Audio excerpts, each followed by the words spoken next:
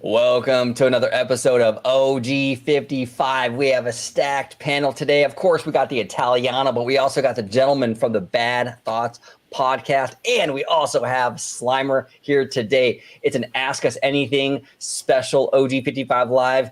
You can ask us anything. So go ahead, fam. This is an After Dark show?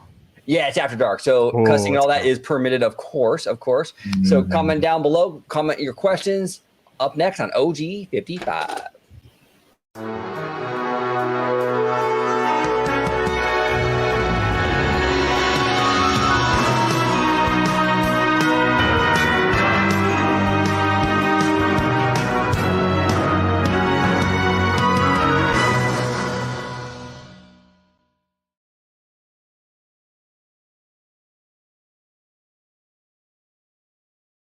Welcome aboard, everybody, to another episode of OG55 Live. We have a stacked show today. We have one topic, actually, before we get into our Q&A. It's it's a crazy topic. We'll get into it in a second. But let me introduce my panel. We have George, Citrus George, the Italiano, host of Citrus Corner here on the channel. George, welcome back, sir. Thanks for having me on, and I was really looking forward to this live show more than anything because, I mean, it's always great to go live on OG55, but to have all these wonderful gentlemen joining us this evening, it's going to be a great show. Yeah, absolutely. Where can they find you on social media, sir? You could find me on X, formerly known as Twitter, at Disney George. You could also now find me on Instagram under the name The Disney Italiano. And, of course, you'll find me here on my home base at Orange Grove 55 with Citrus Corner with all that sweet, juicy, but sometimes sticky Disney news and info. There we go. Perfect. Let me chime you in, George. All right. Right next to you, we have the one and only Tonez from the Bad Thoughts podcast. Tonez, welcome back, brother. I appreciate having me. Always a pleasure seeing you guys, man. We love having you, sir. If you could let everybody at home know where they can find you on social media, sir. Yeah, you can find me at Tonez_TV on all platforms and follow the podcast, Bad Thoughts Podcast, on YouTube and TikTok and Instagram. You heard the man. Go ahead and follow them on all platforms. And right below him is his co-host and co-founder of the Bad Thoughts podcast, Mr. Candid Camper. Welcome back, sir. Yeah, thanks for having me. Like Tony said, it's always a pleasure. This is one of my favorite shows to come on. And if we get to do it live today, it's about to go down. Hell yeah. It's about to go down like James Brown. Let's do it. So, Candid, if you can remind everybody where they can find you on social media, sir. Yeah, you can find me at the Candid Camper on X, formerly known as Twitter, and then you can find me at the Candid Camper on YouTube. And then I magically now have an Instagram, which is crazy. So it's the same thing, the Candid Camper, so shocking, right? With an extra R at the end, so double R. The Candid Camper, double R on Instagram. I don't know how to use it, but shoot me some messages. Perfect. You're in the same boat, man. I got Instagram like a few months ago. I'm like, I don't know what I'm doing. No idea. I'm just here. Yeah, exactly. Me too. Slimer, welcome back, sir. It is always good to have you. Hey, thanks. I'm doing well, man. Thanks for having me on. It's a pleasure. I'm glad to be back. Honor to be with you guys. This is my first live chat. So I'm ready to do this thing. You can find me right here on Orange Grove 55. You can find me with Citrus George, and I'll always be in the live chats. Hit me up. I'm pretty friendly. If you don't hit me up, I'll find you. I'll message you. Yeah, absolutely. And since Slimer doesn't have any social media, we have a special drop for him when he comes on the show. Slimer, you know what it is.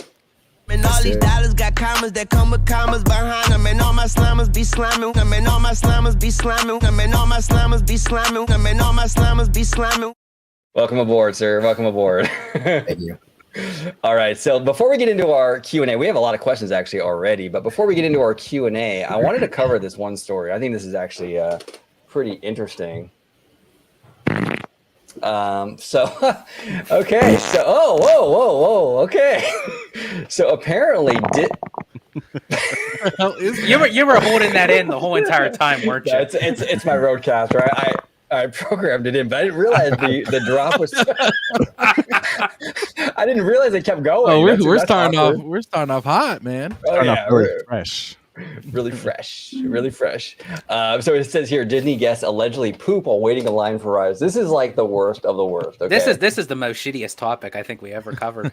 I think so. Yeah. So it says here, So it says here, Disney park fans have seemingly taken the saying, quote, when you gotta go, end quote, to the extreme.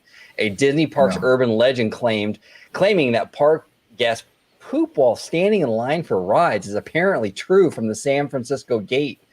2 former Disneyland custodial team workers known as cast members wrote about the unsavory topic in their 2015 book, Cleaning the Kingdom, Insider Tales of Keeping Walt's Dream Spotless. Now, we did a video recently, George, with Jay Shear about Disney adults. And, hey, look, I mean, technically, I guess we're Disney adults, right? But there are some weirdos in our community, right? I think this would pretty much sum that up, right? What do you think, George? I mean, people that you're in line and you got to go, you just shit your pants. I mean, is that normal behavior or what's going on with this? I guess that would be some sort of, entitlement to say that if Disney is going to hold us here for 3+ hours for a 2-minute ride, then I have the entitlement to just pull my pants down in broad daylight in front of God and everybody and relieve myself. I mean, I don't know if this, how much of it is 100% true, because they're saying it's from 2 former cast members. I don't know, how far back that this was going. I don't know. Maybe this was during the Paul Pressler era. But I mean, I don't know as far as recently if this is still going on and this is just a story that just kind of resurfaced. I mean, either way, it's gross no matter which way you look at it. Well, and you bring up an interesting point, and I didn't see it in the article, but are they just doing this in their pants, or are they, like you said, going in the bushes? That's I mean, it's kind of weird. Yeah, I mean, I've been on both coasts, Disneyland and Walt Disney World, many times. I've never seen or experienced or smelt anything of that nature while being in line, especially in Rise, because I've been, on both coasts to Rise, and I think they kind of showcase that a little bit as that being one of the attractions where that's where people were relieving themselves. And also in Pandora, for Flight of Passage, where they have that hallway that is known as, I forget the terminology they use. It's called the poop hallway. The poop hallway. And so I mean, if they're gung ho on it, I guess maybe it could be true, but I don't see how, if that's the case, that Disney doesn't put a stop to that, or if they are recognizing it, but they're kind of trying to keep it undersurfaced. Well, this is the thing. It's accidents happen. I get it. You have a stomach ache. You got the bubble guts, and you're trying. You make a good faith effort to get to the bathroom, but hey, you know what? It just happens, right? Okay, fine. Everyone has an accident every now and then. Fine. But if you make the conscious decision, you're in line for an attraction. You're you know what? I still got 55 minutes in line. I kind of have to poop. I'm just gonna go now. That's weird. That's weird. Tonez, what are your thoughts on this, man? So I got a couple things here. Bear with me, OG. Bear with me. All right. So, or don't you mean bear down? Yeah, there you go. Bear down. A couple things here. I'm from San Francisco, and it's kind of ironic that a San Francisco report, San Francisco Gate, who reported it, reported this, that there's someone shitted, because in San Francisco, literally, you go down the street, you see nothing but human shit, dog shit, all that stuff. So it's kind of ironic that they're the ones reporting this story. Another thing, Candid Camper's favorite food there is the injected turkey leg. After eating the turkey leg, I could see why someone's shitting in the middle of a line, because that thing flows right through you. That I actually can justify, even though I enjoy the turkey leg. Especially if you have a Gatorade or a Powerade mixed with it, I guarantee you, clear a pathway from wherever you're standing to the nearest restroom, because it is not a good combination. now, Tonez, what do you mean by injected turkey leg? Like roids? No, I think I forgot what episode we were talking. If it was yours or mine or ours, but remember you were talking about the Breaking Bad injected turkey leg. Oh, yeah. Remember that? Yeah, I do. Okay, yeah, I gotcha. Why they're so big, but yeah, I mean, this is just. I mean, yeah, you got to go, but I mean, I nothing could justify. If I can get to a bathroom, I'm going to a bathroom. You know what I'm saying? Nothing can 100%. justify that. And as much as I love the Rise of Resistance, if I got to shit, I'm shitting. I'll wait another 2 hours if it meant that much to me. Yeah, exactly. Like, yeah, there's no, yeah. I mean, I love Disneyland. Obviously, I love going to these parks. I love these attractions. They're a lot of fun, but there's not an I attraction. have a hard time just going shit in public in general, just in a normal regular bathroom stall, let alone like shitting myself in front of like. Well, George, you're bougie. You only go to in the Grand Kelly bathrooms, right? Of course, that's just how I roll. Hey, I got one more thing though. In this report, it says a Disney park urban legend. But what do they mean by that? Urban legend is kind of like a myth. No, right? I know what it meant, but like, are they reporting? Like, is this an urban legend that's being reported? Like, what?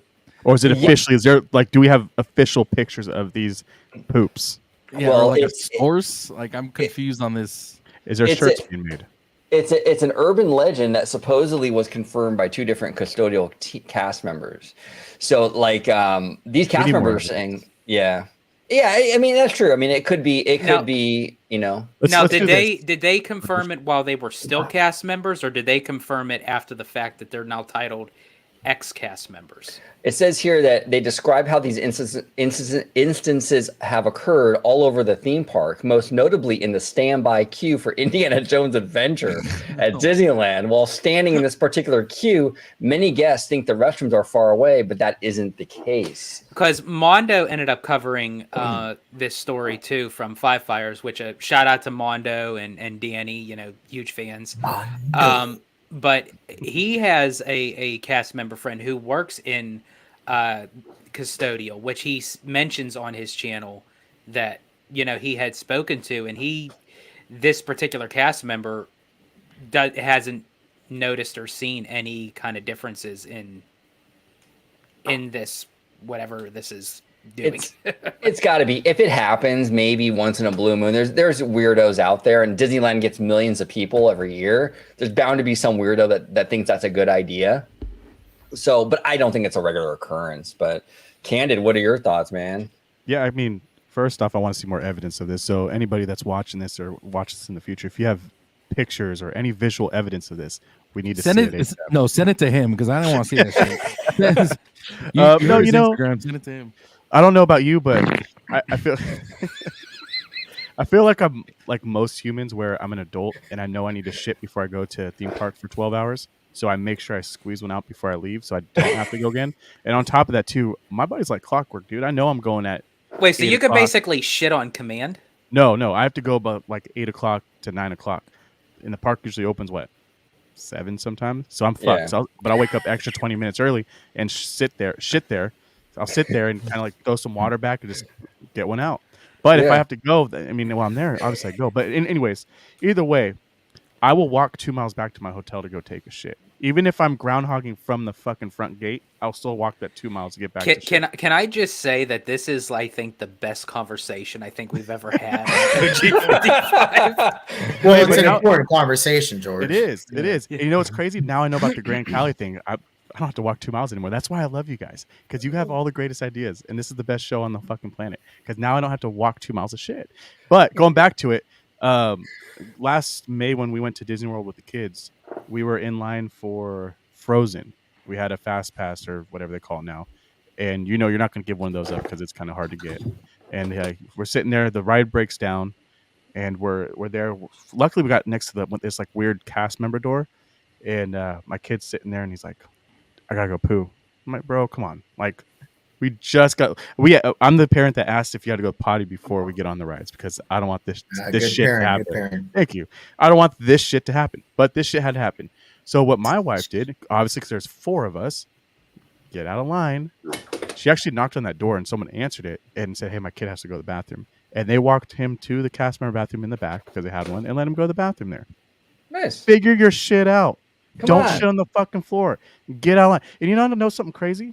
I bet you if they would have walked up on the way out, like got out of line and say, "Hey, you know what? I was up there in the front and I still had about 50 minutes to get on that line," because everybody knows you're an Indiana Jones. You know how long it fucking takes to get there. I was by the statue, blah, blah, blah. And then you go back and tell them like, "Hey, man, I really got shit. Is there any way I can get back on the ride or wait a little bit longer?" They would help you out. They're Of all course. about this shit.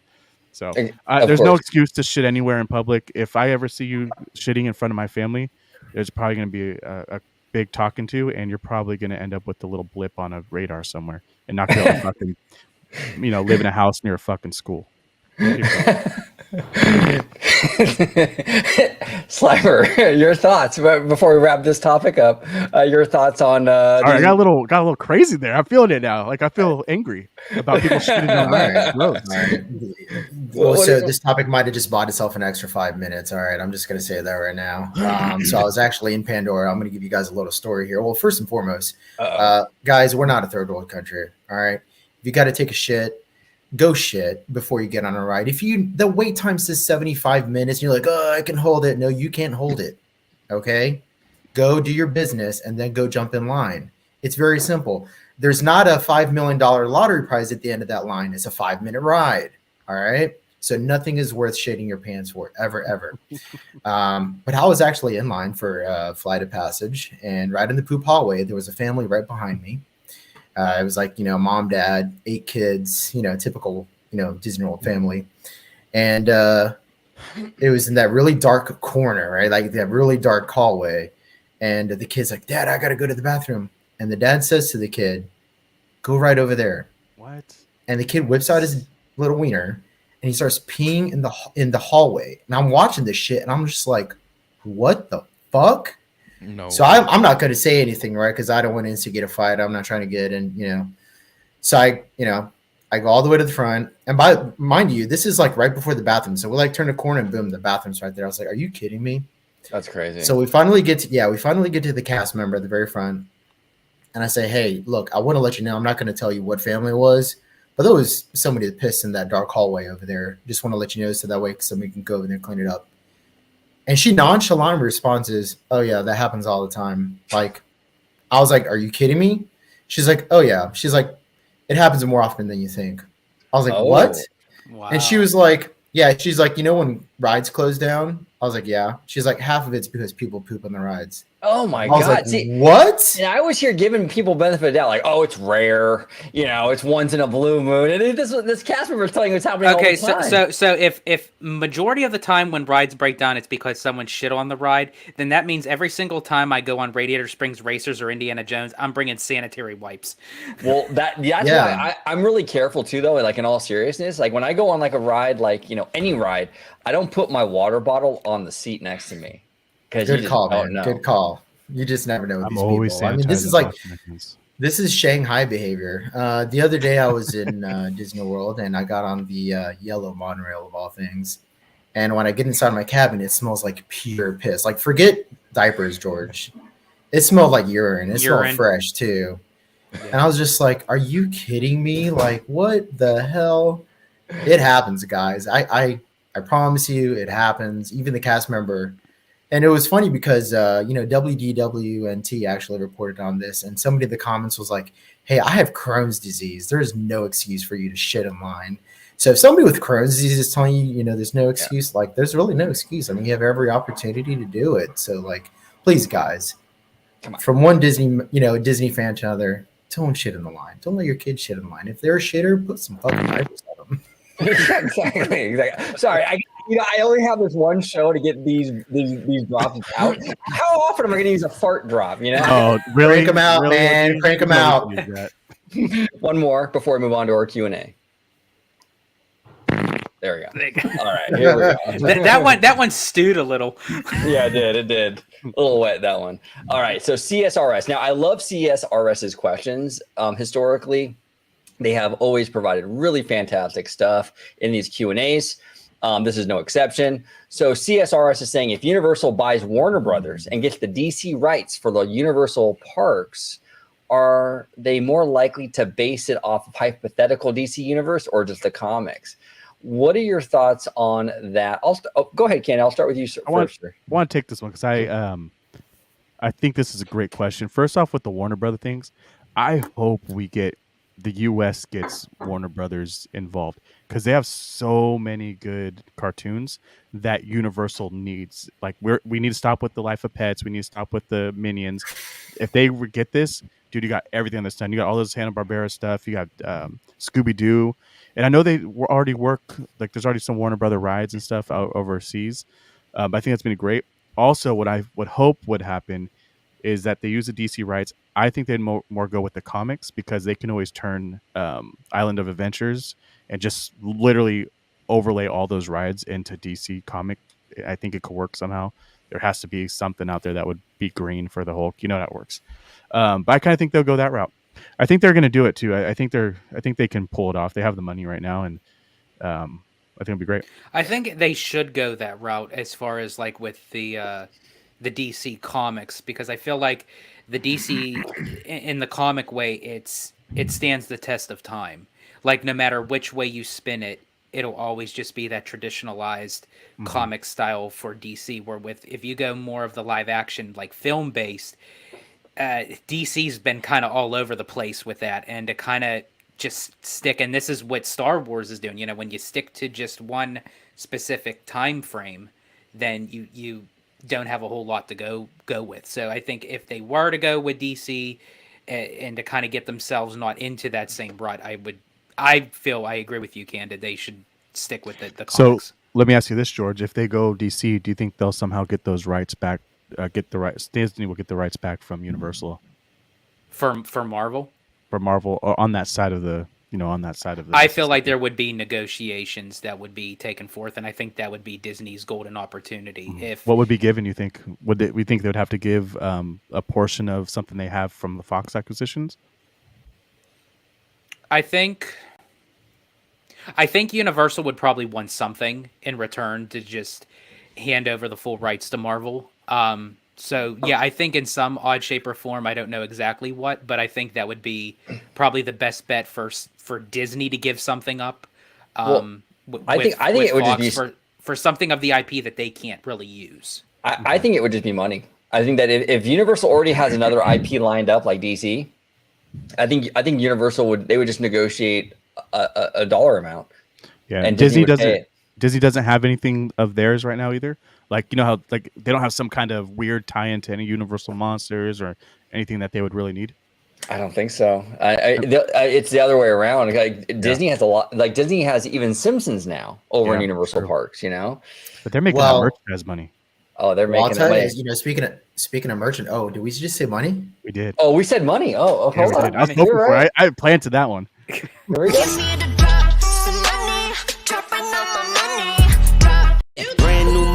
Brand new hundreds, got a bunch of zeros like a bag of new Funyuns.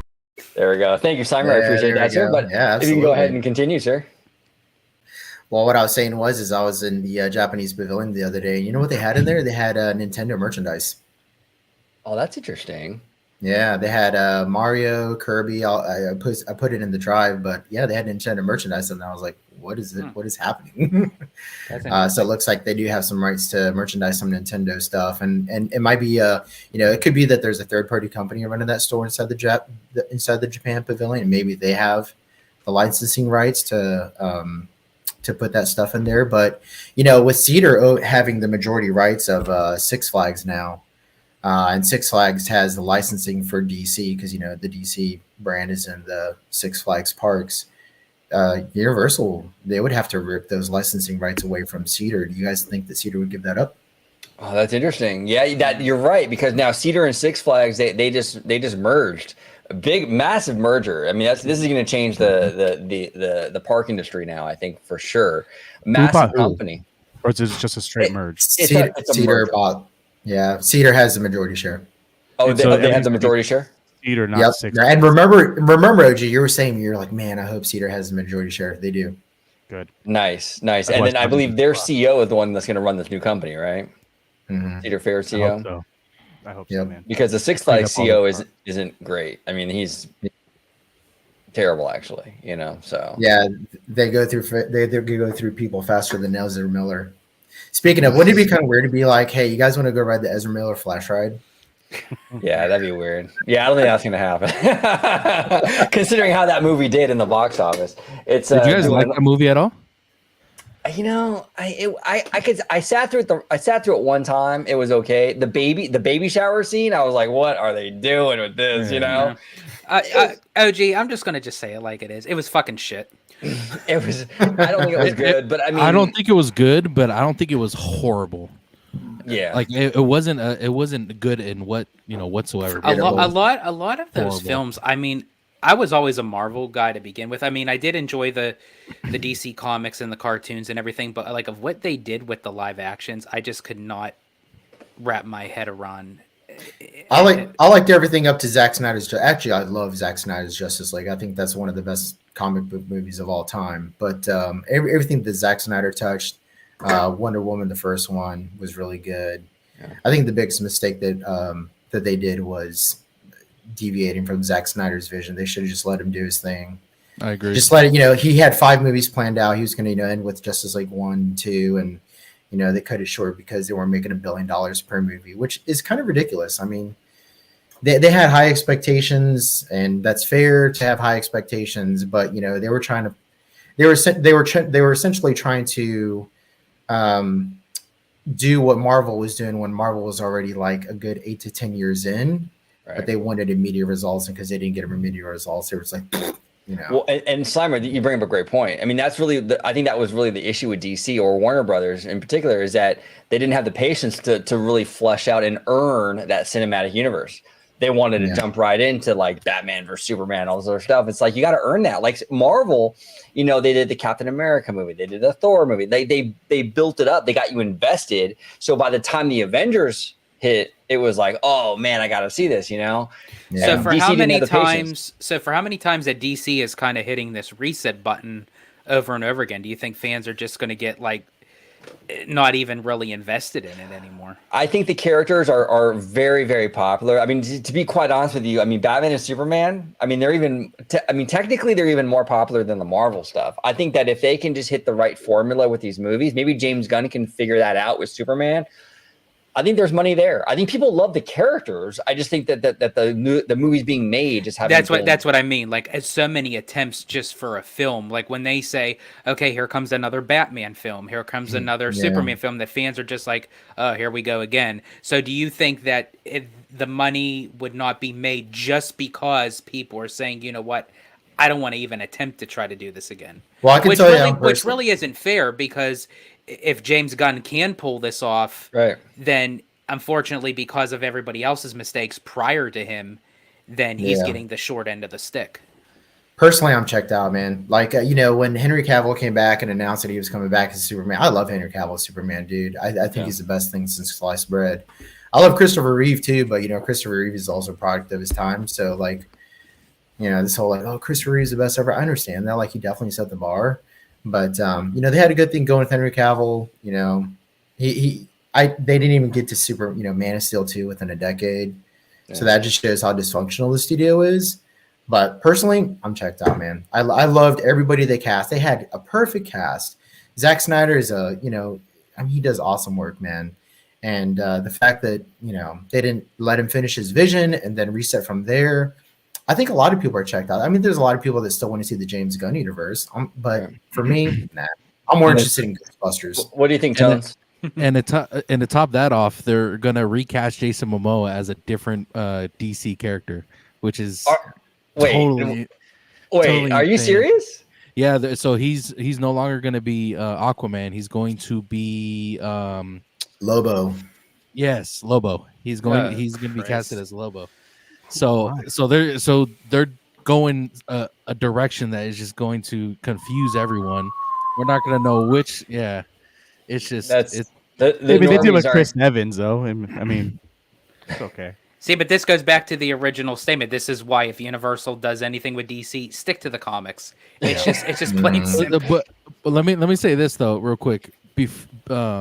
Marvel is kind of making it easy for DC to make some kind of push to make it a chat, or how can I say this? Like, they're making it easy for DC to have good movies and take over as the superhero, franchise, because Marvel's just hasn't been putting out anything good recently. Well, I will say this. I just recently seen the Marvels with my son. And I have to say it isn't as bad as what a lot of people are claiming it is. I'm not saying it's the greatest Marvel movie by all means, but it wasn't as bad as how people are perceiving it. And I will say, without giving any spoilers, that if you stick around at the end with any Marvel film, it is confirmed that a certain set of superheroes are coming into the MCU. So there you go. Interesting. Now let's pivot to our next topic, which is again from CSRS, and we actually have a couple questions actually from two friends of the channel that are not in the chat. They sent it to me via DM on Twitter, so I got a couple of those too that we got to get to. But it says here, if Avatar were to come to Disneyland Resort as a full-fledged land, would it be more likely to go in Disneyland or DCA?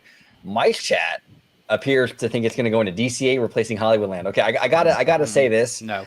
That's the worst idea I've ever heard. If Disney is thinking that, please don't. I mean, it has nothing. Look, and I know people think that like, oh, well, what does Marvel have to do with California? At least they tried to tie it in with the Stark Automotive thing. It was a automotive factory from California years ago, and they're at least trying. Avengers Campus is very reminiscent of like a Silicon Valley kind of Google campus kind of thing. At least there's some even loose connection. Avatar has nothing to do with California. Marvel characters still coexist in our time, our world, our planet. They interact with humans, what have you. You know, even though that they do go off into different planets, different galaxies, what have you, there's still a connection of a human side to them, where with Avatar and Pandora, you're in a completely different planet through the whole entire scope. So you're literally walking into where Carthay Circle is, and then as soon as you go to the left, boom, you're in Pandora. It doesn't work. The translation just doesn't fit well. I think fans are very, very protective of Disneyland, and I get it. I understand that. It doesn't work in DCA. Stop trying to make DCA a thing with Pandora. It's not going to work. Honestly, the best idea for Pandora in Disneyland is to put it where the submarines and the Autopia are. It's the perfect franchise that could straddle tomorrow in fantasy. That's where you put it. In DCA, it makes no sense. None at all. What are your thoughts on that, Slimer? I mean, if you putting this in Hollywoodland, would you be okay with that, or is that a little weird?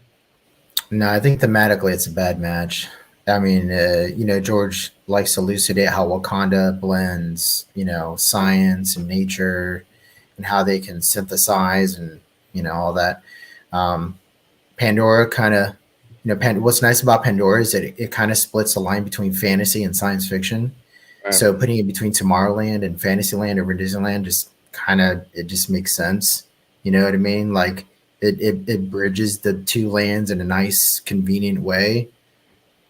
That's where I put it. And the engineers will love it if they could get rid of those fucking submarines in the Autopia, man. Like, yeah, exactly. Putting Pandora into Hollywoodland is like sticking me in a convent. There's no match. There's no match. Yeah, it just doesn't work. And look, you just corrupt it. Yeah. My chat, they have sources, and I respect that. I really hope that that's not what they're thinking about doing, because that doesn't work at all. It's like when people were saying like they should put Galaxy's Edge in DCA. I don't understand. What do you mean? Like that's weird. See, you'd have to be stuck to that side though. I can say yes and no to this. I can see Star Wars fitting better in that back corner where they have that rave that no one shows up to anymore. It would have made sense in some kind of way, but obviously not. What I think is going to happen is what you said with the submarine area. Awesome, great, it works there. We're going to go water route like we talked about before on the show. Can't have big ass trees. Technically can if you wanted to. It might throw some weird sightline off issues, but whatever. I think Hollywoodland's going to be Marvel. And if they get really crazy, if they want to get super crazy, that whole Buena Vista Street going into Hollywoodland, what if you went like 1940s Roger? Oh, I would dig that. And let that transition in. You can easily do that and it'll be cool. You'll have your Captain America stuff. You have your Bucky if you wanted to. And then you can transition into that new roller coaster that they're going to have in the back. It all makes sense. I just think they're going to use that whole area and call it a day. Yeah, 100%. Now, Tonez, any thoughts on? You've been to both parks. I mean, could you see a Pandora over there in DCA in California Adventure, or do you think it maybe would fit better in Disneyland? What are your thoughts, brother? I think it would fit better in Disneyland. You guys I'm kind of like what you guys were explaining. Kind of it made a lot of sense. And if you put it in DCA, it just wouldn't match with everything else. You know what I'm saying? Yeah. So yeah, Disneyland in my opinion. Yeah, it'd just be a weird fit over there, I think, at DCA. Now, this is from a friend of the channel, Abandoned Lizard. This is sent to me via DM on Twitter or X, whatever they call it.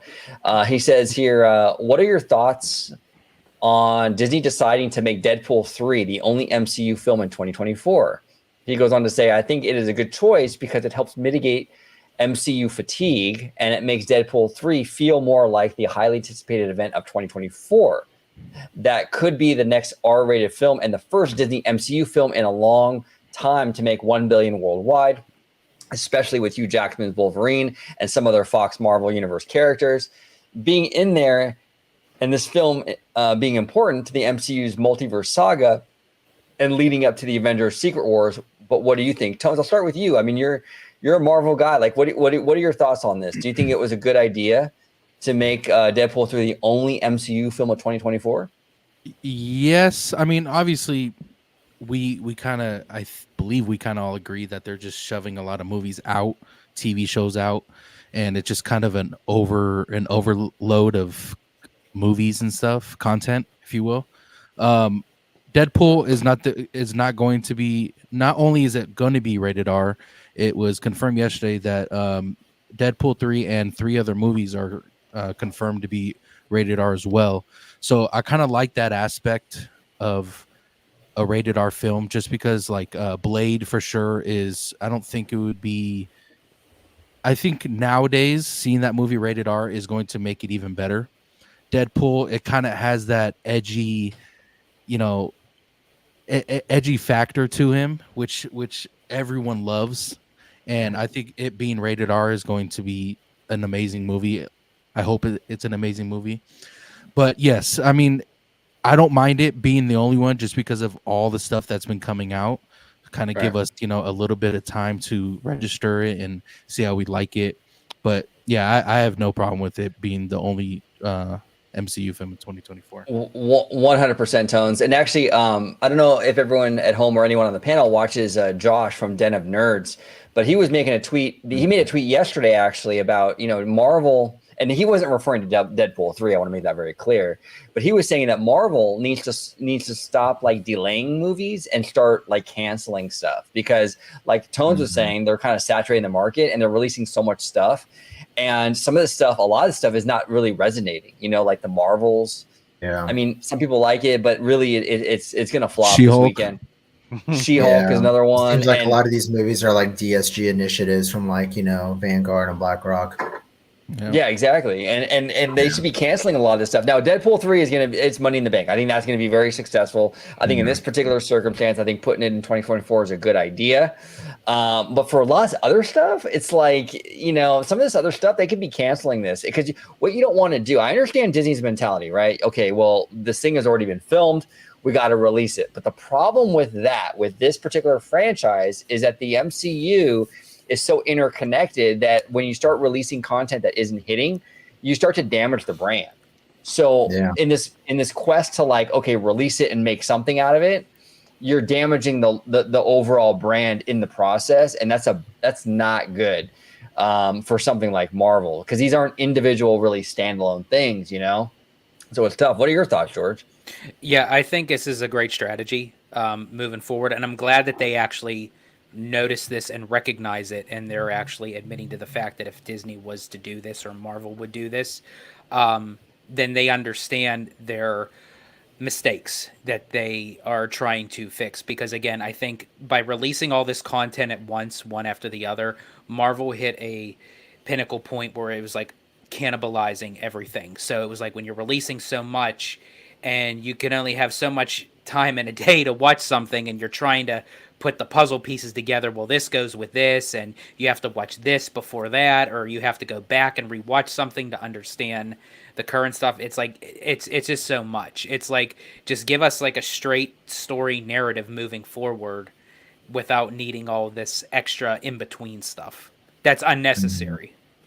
Yeah, no, 100%. Now, a friend of the channel here, Kevin Pearson, is asking if the Toy Story lot is going to be a third gate, a third theme park. What kind of park do you want to see? Villains, villains.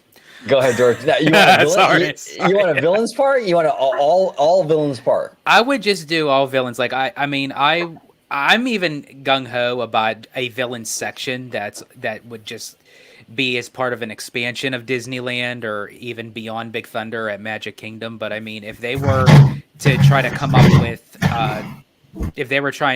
with, something, to utilize the villains, do a whole complete park dedicated just to the villains, where you can have that's where you can kind of have your Halloween events, what have you, during the holiday season, and then you could have other specialty kind of events throughout the year that showcase the villains, but more so, again, something that's not too overly extreme, but you don't want to sugarcoat the villains to make them look too kiddish. You want to find that ground level that makes the villains of who they are and what they represent. I think the perfect way to approach that would be like a dark fantasy land, almost like a wizarding world where there's magic. It's not super scary, but it has that darkness to it. I think something like that would work really well. And really quick, and I think the amount of acreage that I believe you mentioned is about 75 acres, right, which is almost about the size as DCA. I think that would be the appropriate amount for a theme park like that dedicated to the villains. So I want to touch on that, George, because you know me now. I'm all about those villains, and I think that would be a beautiful, beautiful thing to see, especially as a huge fan. But let me ask you, I like to play that devil's advocate thing, even though I'm all aboard, 100% all in. Mm-hmm. I like to know the what if. What are you going to put in there? Because there's only a couple villains that have dedicated. I wanted the same thing. I wanted the same exact thing. Which we talked about Jafar, which right. we love that. Right, I did give you the concept. Correct. So now let's put it this way. Can you make a whole 75 acres worth of rides that are made up? Because remember, even though they're IP, Disney still fucks around and doesn't follow. They still follow the rules. Excuse me. They don't fuck around and not do anything original anymore. Right. So what would they do? So for me, of how Disney usually goes, and I think this is the common misconception when a lot of people think, okay, you're going to have 75 acres of nothing but rides. I feel like Disney would then kind of space that out and have other kind of fillers, so to speak, where you could have kind of like a nighttime show. You could have little side shows. You could have a theater that's dedicated for something of the villains. And then when you look at each villain in particular, you can kind of have like those, without calling them like neighborhoods, how they do over at Pixar Pier, but like how Hades would be the representation of the underworld. For Scar, you could have the Elephant Graveyard. For Jafar, you could have the Cave of Wonders. For Maleficent, you could have the Forbidden Mountain. Ursula, you could have her lair that's that giant sea creature. So kind of like a couple walkthroughs and stuff like that. So let me throw this at you now. You personally just spent a couple. How much was it? A couple billions of dollars on Fox, and you have nothing in your park. What about Bob's Burgers? What about The Simpsons? What about Family Guy, American Dad? Why not make this more of an adult themed park, but still have that kids aspect to it? So I really wouldn't say that's a bad idea, because I mean, if someone were to ask me Avatar going into Animal Kingdom before it actually opened, I'd say you're nuts. That can't work, but it works. So I can't say that it wouldn't work, but to have a whole theme park with American Dad, Family Guy, The Simpsons, I don't see how it resonating with the Disney way, the Disney culture. That's just my opinion. Now with Planet of the Apes, I can somewhat see that, because it's a powerful franchise where you could have like a section of that in the park. I think that's where the issue that Disney can tackle with the Fox acquisition is there is good IP in there, but it's kind of intertwined with a lot of IP that is only good for cinema, not necessarily for theme parks. Ice Age, I think Ice Age is still a gold mine, even though it's kind of outplayed like the Minions. Well, there was actually talk this is about, I'd say, like 5 or 6 years ago that Ice Age and Rio was in talks for possibly for Animal Kingdom. That was actually on the table. It just never went forth. Rio can do a reboot, I think, and they'd be totally 100% okay. Yeah, no, some of that Blue Sky stuff is pretty good. There's two ideas. Obviously, I've talked about it many times on the channel. I would love to have Westcott Center, that World Showcase kind of park over here in Anaheim. I think that would do really good business with the locals, with the drink around the world stuff. It's just money in the bag. And obviously with the different countries, or if they go with continents, you're going to have the IP. Obviously, you're going to have, Mulan or Big Hero 6 in Asia. You're going to have Tangled in Europe. Fine. Do what you got to do, Disney. But I think that would be a great concept for Anaheim. Will it happen? Probably not. Another cool idea I think that would be kind of neat here would be like a Heroes and Legends park, where you would have like you could have Pandora there if you want to do it that. If you want to go that route, you can even have Planet of the Apes. You can maybe even do another Star Wars area or something based on the original trilogy, like a Luke Skywalker kind of angle to kind of play into that hero theme. I think that would be kind of a cool idea. But, I think that we really need something, because California Adventure, while they're kind of going into this kind of more, IP driven kind of direction, I mean, it is kind of it's more based on like the state. Even though they're going in a more IP direction, it's still at its core about California, essentially. I would like to see a really super fantasy driven park in the third park or something like that. Something just totally different like that. It would be kind of cool, kind of offset the California park. But either one of those, I'd be cool with. I'd also be cool with your villain park, George. I mean, that has potential, They need to drop the money on it, though. They can't go cheap, because Universal, right? Universal's not. We gotta drop it. Yeah. We gotta drop the money. Here we go.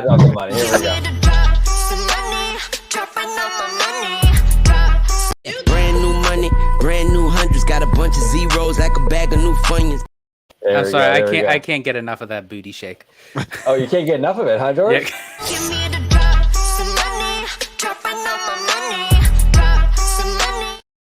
There you go. One more time for George. Go ahead, Candid. I don't know what I was saying. I lost it. It's crazy. I've seen this thing so many times now, and it's we already know about my type. Anyways, The ponytails. Anyways, you got to give some stuff, some extra oomph to it, because Universal's down the street, man. They're about to bring some heat, especially with that new Fast and Furious roller coaster. I think it's actually going to do very well. That franchise makes fucking money. We don't need to drop it again, but they make some fucking money, dude. And I think Disney needs to start pulling some magic out of their hats. They need to know what they need to do. They need to hire a shit ton of people and actually get things built in time. We can't go 5 to 10 years on one ride. We can't go 5 to 10 years on a refurb. 2.5 years on the fucking Treehouse. Come the fuck on, man. In the middle of the fucking park. Well, me and walkway in the park. Me and OG were actually talking about that earlier. A lot of the reasons that they haven't been doing a lot of building in the last couple of years is the increase in the cost of steel, the increase in the cost of wood. So, they're trying to be very timed when it comes to when they start these new implementations. But to the last question, as far as like like an actual Toy Story land, if they implemented something, I mean, I think the Toy Story land they have over in Hollywood Studios, if they duplicated that and put it over on the West Coast, if they're going to do Toy Story, I think that'd be a great idea. By the way, the brisket over there is really good. Okay, now I want to ask you fellas a question really quick before we move on to Casual's question, because Candid, you had mentioned about not waiting not like 5-10 years to get something.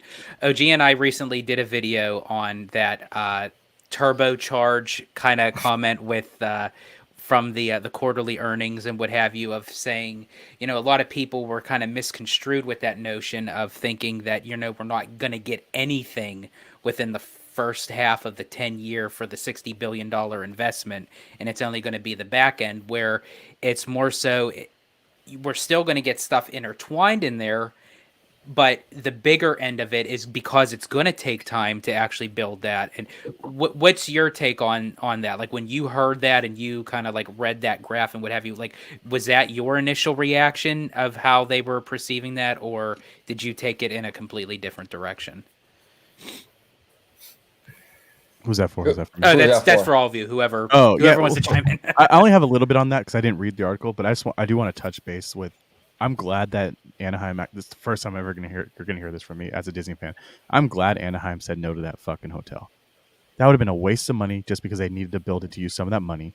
And I know they're trying to give people jobs. I'm okay with giving people jobs, obviously, because that's the American way. But we didn't need this big ass hotel in the middle of prime land that we can use for another expansion, or give us a Disney Springs, anything like that. I'm still on board with give me a Disney Springs, let it run through the whole place, let it end at the Disneyland Hotel, call it a day, make it beautiful, or move Disney Springs to, on the other side, give me a garden walk, let me walk over there, or use garden walk, excuse me. We can walk over there and do that. Off topic a little bit. I'm out.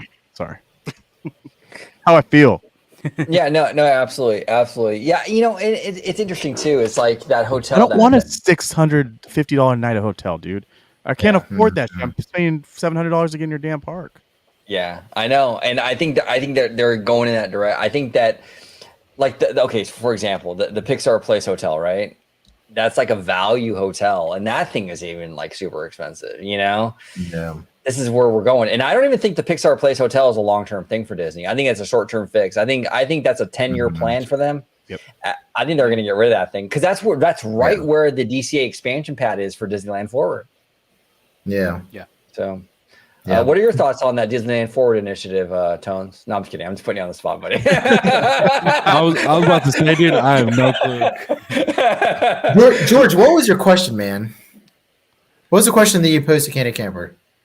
Oh, so like, what's your overall conception of like when they made that announcement of that supercharge type of notion? Do you feel like that was how it was perceived, that we're only going to get stuff at the back end of the 10-year, or domestically, I think that's going to be the case. And I think we've actually discussed this on the channel a couple of times. France, Shanghai, Tokyo, they all have a lot of big, they have a lot of lands opening up really soon, either at the end of this year or next year. And like George, OG stated earlier in the video that you guys did, dropped earlier today, it's not like they're doing constant investments into these parks. They're just, and it's like, all right, we're going to drop this new land. It's going to be good for 2 to 3 years. And, the new lands that they have invested over there are going to be good for another 2 to 3 years. Likewise, the same rides that they just invested into the domestic parts, within last year or 2 years, with Tron, Guardians, and all the other new investments that they just implemented. I mean, they're going to be good for them. They'll be good by the time they plan on putting in new rides over. And, it was weird because I was in Animal Kingdom and Dinosaur had a 40-minute wait. So based off of that, like if I'm like, let's say I'm looking at the wait times over at Animal Kingdom, and the wait time for Dinosaur is 40, 50, 60 minutes wait. I have no rush in replacing that ride. Like, that's just a reality. If the rides for, the little, what is it, the spin dinosaur ride they have over there is 20, 30 minutes, I'm not in a rush to replace that ride. We're going to maintain that ride for as long as possible, as far as like a business decision goes. Right. But I mean, does that also do with how many people are in the park and how many rides they actually realistically have in that park too? Because if you had that in another park, like Magic Kingdom or something like that, I don't think it would still have that 45-minute wait in comparison. But so really quick, and that's what kind of, and I get Dino Land needs an update and upgrade, but to Slimer's point, I think that they're kind of focused on a little too much on the replacement of things, where Animal Kingdom needs more of an expansion. They need more add-ons than replacement. Yeah. Well, to your point, man, I actually, I was on the Bugs Life attraction earlier today, and that ride is brilliant. Mm-hmm. I don't know if you guys have you guys. Oh yeah, I do. I love it. It's phenomenal. It is a perfect attraction through and through. I mean, I asked the guys this. I don't know if I asked you this, Slimer, but so how does the correlation between putting Zootopia in a tree? I don't get the storyline for it. Where a Bug's Life, it's relevant. Yeah, I mean the Bug's Life is very obvious. Ants like to, they build their things on the ground and they live, they're terrestrial. Perfectly executed, like you're saying. Sorry to interrupt. It's a perfectly executed attraction, and let me tell you, it was a packed house. And whenever the Black Widows came down, everybody was screaming and laughing. Everybody was having a blast. And so I'm thinking to myself, okay, how do you top that? Like in order, like if I was in charge, right? Like say I was Josh tomorrow, I was Daddy tomorrow. And I was, the person that signed off on what got approved and what didn't get approved in terms of like ride replacements. Like if you're going to come to me with this Zootopia attraction, it sure as shit better be better than the ride that they have over there now, which is really hard to do. Like, I mean, really, like you're going to do something better than the attraction that's over there now? Because if not, there's no reason that Bush should even be approved to begin with. I mean, that's just the way I look at it. 100%. Now, our friend Theme Park Casual, friend of the channel, Mr. Casual. Everyone needs to subscribe to Theme Park Casual on YouTube. He is phenomenal. We love Casual. He says here, how can Disney move away from the current iteration of Genie Plus Lightning Lane in a way that improves the overall park experience for more people? Will they do it? I would I was just going to say, I would let Slimer kind of take this one because he has a little bit of a story to kind of tie into this. Exactly. Go ahead, Slimer. Take it away, brother. Yeah. Hey, Casual. What's up, man? Hey, good to see you, buddy. I hope you're in the chat. Hope you're doing well. So the best thing they can do is really just increase the prices of Lightning Lane. I mean, at this point, you can't simultaneously have value and quality. When I went into Animal Kingdom this morning, it was probably around 9:30, 10 o'clock when I got up to the safari portion of the park. And there was and Theme Park Casual, I can send you the video if you'd like. I'll email it to you.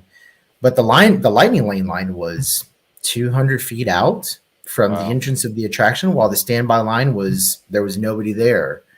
So what happened is everybody said, well, it's going to be busy today. We might as well go ahead and get the Lightning Lane so that way we can get the best experience possible. Excuse me. And everybody did that, because the cost is the cost of entry is just too low. And Universal, credit where credit is due. Universal has the right idea. I mean, like you just got to charge a little bit more. Like you can't have value and quality at the same time. It just doesn't exist. I mean, so, if they can bring up the prices to, $60, $70 per person, it's going to suck, I mean, that's the unfortunate reality, but that's the only way you can maintain the quality of the experience throughout the attractions. I mean, there's no other way to do it, really. Or just get rid of Lightning Lane completely. Yeah, I agree with you, Slimer. I think they got to boost up that price. I would even go further with it. Like Universal, I think they charge like 100 and something for their VIP passes. I think that might be the route to go because like the pricier it gets, the less people are in the pool, basically. So when you do pay for it, you get a better experience because you have less people there. So like when you go to Universal and you pay for that VIP experience, the lines for that VIP experience are much shorter. Genie Plus or Lightning Lane, it's just a perfect sweet spot. It's like just affordable enough where everyone's in on that system, and the lines are just like crazy, So it's like it's kind of a waste of money. It really is. Mm-hmm. Yeah, it's crazy. George, thoughts on Genie Plus? How can you improve this thing, man? Yeah, I mean, I agree with Slimer on this one, especially for seeing it firsthand. I think they really need to jack up the price. And I don't mean just by like a couple dollars. I mean, like they need to have a significant upcharge for this in order to kind of balance out for people who can just use the regular standby line and the Genie Plus and Lightning Lane section for each rides. Because I also believe... I believe it was Braden from Mickey Views who shout out, by the way, love Braden, love Mickey Views, and that he was actually at Hollywood Studios where he actually filmed the same exact experience that Slimer had seen over Kilimanjaro Safaris, but this time it was with Toy Story Mania, where he literally walked past the line for Genie Plus into the standby line, and it was a walk-on. It was a walk-on for him. And there's this thing called single rider too for everybody that doesn't go to the theme parks regularly. If you're going there by yourself, you go to the cast member, you say, hey, do you guys have a single rider wait? And you'll get on in a fraction of the time of the standard posted time, But answering Theme Park Casual's second, the second half of the question here where it says overall park experience, if they're going to increase the price of the cost of entry to some kind of like a Lightning Lane or Express Pass, the one thing that they also have to do with that is they also have to eliminate the Genie Plus app experience. You got to get rid of the interaction with the phones and trying to book every single ride individually. Like, that has to go away completely. Carte blanche. You go up to a ride, you give them a punch card, or like let's say your annual pass, or attached to your band or your app, or however they want to do it. And there's no like scrolling through your phone looking for the next availability for the next ride, so that we can get a link for it. Like, that has to go away completely. You know, so Yeah. What do you think, Candid? How would you improve it? Now, when you guys went the last time, you and Tonez, did you guys use Genie Plus or not really? Dude, I went when those fucking papers. So yeah, of course I did. It was a fucking cheat code, dude. Fast passes were amazing. Disneyland, yes, they need paper fast pass. It worked out really well for everybody. If you were a pro at it, you got to take advantage of it. If you're new to it, you still got to take advantage of it, even though it was free. But it didn't cause this weird ass line thing unless you're trying to get on Indy. But that's just a fucked up situation, anyways. I heard it's a pretty shitty situation. Excuse me. But no. Hold on. Oh, you get to use it again. There we go. That's what you call a callback right there. Yeah. There we go. There we Sign go. it all in. Oh man. Woo. Oh god. Okay, now it just sounds Okay. like Yeah, George. Shrek sleeping, dude. Yeah.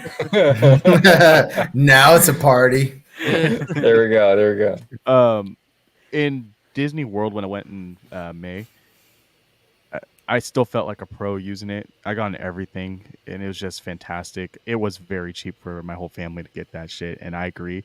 Now, looking back at it, how much I paid for all four of us and how good it was, pretty fucking stupid on their end. I didn't see any of the weird line things that you guys were talking about, so it wasn't that bad. I also went in May, so I know May is not a powerful month as far as it comes, multiple guests, so it's pretty easy on us. That's why I picked May. And it was nice. Yep. And of course, me saying that now the floodgates are going to open. And Yeah, it's like everyone's exactly. going to go in. Yeah, they're all like, okay, go in Right. May. George is going, fuck him. Yeah, exactly. It was great, in all the parks. I just feel like it was a flow, man. It was a good flow.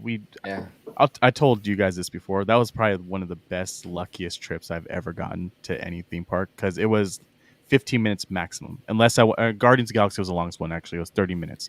But that ain't shit. Yeah, that's not bad. Yeah. That's not I bad. think awesome, I'm out dude. of that question because I got lucky. But yes, it's underpriced. 100%. Yeah. Oh, big time. Absolutely. Big Lord Jonathan says here, what are your thoughts on Nintendo Sony Zelda movie and possible impacts on Universal Studios parks not coming to Peacock or Universal, but from Sony with Disney Sony movie deal could include the film? Now, this is the weird thing, Lord Jonathan. That was one thing that I thought was really, really strange. I don't want to get like conspiratorial or anything, or like assume or jump to conclusions. But our friend Alia, who I believe is still in the chat, we were talking about this via DM, where it's like, so Universal and Nintendo have a very successful relationship right now. They have a very successful Super Nintendo World over in Hollywood, assuming that they're going to repeat that success again in Florida very soon. I'm sure they will. Super Mario Brothers did gangbuster business in theaters. So when Nintendo decided to do a live action Zelda, they go to Sony. Like, you're gonna roll the dice with freaking Sony. See, this actually is a good example of what I was what I was trying to get at with a previous question that we were talking about. It's almost like that they're trying to strategize for the long haul for these big time negotiations. Now, Slimer had mentioned that when he was in the Japanese pavilion over at Epcot, there was Nintendo merch. Right. And then you have The Simpsons tied with Disney that's in Universal. Then you have with DC, with Warner Brothers, and then the rest of Marvel into Universal that Disney's trying to acquire. It's almost like they're trying to set up the pieces of this chessboard for the next move to kind of look at a bigger decision down the road, just for this like huge negotiation with all these companies to say, well, you take this and I'll take that. I'll give you this if you give me that. I just feel like this is just one big strategy to get for everyone to kind of, where it kind of like intertwines, where it makes one big knot for you to just untangle it and just give each person the piece that they need that would be a better strategy for their company. What do you think? Oh, Tones? gee, is it possible that there's a little bit of nepotism here? I mean, Sony's a Japanese company, Nintendo's a Japanese company. It's possible. I mean, that's a Is that possible? possibility. That's a possibility, but it just, yeah. I mean, that's possible. Yeah. I mean, now look, I think the producer on this, I forgot his name. I think it's Ari or Avi.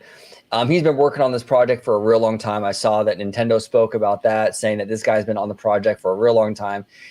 And I guess he is connected heavily to Sony. So it could be that too. It could be this gentleman that is connected prefers Sony. And so it was already like pre-Universal. That's a possibility. Yeah. The other benefit of Sony is they do put out movies under budget.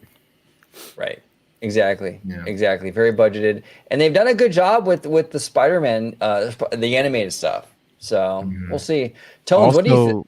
sorry, Okay. I know we're trying to get to it, but I just want to throw this out there too. There was talks about Sony and Nintendo merging at some point or working together in Really? the gaming space too. Yeah. That would be wild. That'd be wild. Wow. Tones, like your thoughts on Zelda, like because they announced that Zelda will be live action and it would be released by Sony, but like Universal has already done a very successful like Mario Brothers animated movie. They got theme park stuff now. Like, do you think that's kind of weird, or am I reading too much into it? I don't want to say it's kind of weird. They just with the movie or with the game like Zelda, how powerful this game was to a lot of people, they can't fuck it up.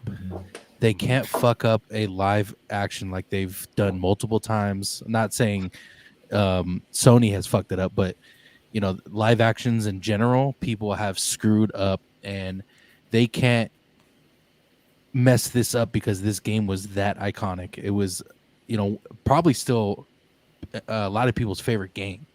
Yeah. And it just can't look too cheesy for a live action like Zelda. They just can't fuck it up, in my opinion. I don't think it'll be. Sony? I don't think it'll be bad, but I just they can't. Enter the Spider-Verse was amazing. Yeah. I think if they do the same route that they're going with that, obviously not the same style, but Sony's animation, they've been doing pretty good lately. I'll give them the benefit of the doubt. I do think though that it's still Sony, and they always find a way to fuck something up. So that's the only thing I'm nervous about. One thing is they're going 50-50 on it. Like it's they're 50% finance from it. So, I don't think Nintendo's very precise with every single thing they do. Have you seen them drop a AAA game and it flop? They haven't. Even if it's a Right. They put together. What's that one? Even Sonic. Even their Sonic games, like the Olympics, the weirdest fucking game you think you'll ever play, or the Rabbids game, still drop money on those, and people buy them. So I think they know what they're doing. I don't think they'll let Sony take too much of it. I think they're going to use Sony at, like you said, as the basically just the animation portion and the filming. Nintendo's going to do the rest with the storyline and everything like that. Yeah, I agree, man. Nintendo is notorious for having really high quality control. I mean, that's the reason they've owned 35% of the video game market for the longest time. I mean, even when it came to the Nintendo Land, I forgot the guy's name, Miyamoto, right? The president of Nintendo. I mean, there was several times documented where he intervened with Universal Studios and said, "Hey, you guys aren't doing this to the quality that the Nintendo performs at." And Universal is like, "Well, all right, cool, we'll fix it." So Sony seems to be on board with that level of quality of control. And do you guys prefer an animated Zelda movie, or do you guys prefer live action? You like animated? Oh, really? That's interesting. But not animated to like cartoon animated, but like that. What they call? There's a certain term, like almost. What's the term I want? Are you saying like sort of like how they're doing Wish? Like almost. So it's not all the way. Yeah, like live. where it's not all the way like cell animation, but not fully Like video game cutscene, kind of. Yeah. Oh, dude, that'd be sick. But not all the way. Not complete. Cartoon. See, for me, I guess I kind of lean more towards live action because I've always looked at Zelda as like that sort of kind of like it can work. Lord of the Rings type of like arc style, like with the that kind of lore. So I think that they can kind of utilize that in a live action format. Yeah. No, there's potential here with this franchise. They could do so much, man. I mean, if they go like, and I know our boy Tones, you like Game of Thrones, House of the Dragon. If they go like serious like that with Zelda, could you imagine? And especially and then if they do add that into the parks, if that does converge from the Lost Continent, they kind of already have that architectural style already implemented. Right. You know, they just have to just transfigure it Well, into the world of Zelda. A good question too, because they're actually what I read is just like 5 seconds ago. See how sneaky. They're actually in talks of a live action and an animated series. So the Legend of Zelda, which hopefully I wish like for the movie they go based off of the original stories. I think would be great, or original Right. games, and then with the animated stuff they can go off of some of the bridged, like Yeah. not the main quests, we'll say. Yeah. Yeah. That'd be Would you fascinating. start from Zelda 2 or Ocarina of Time?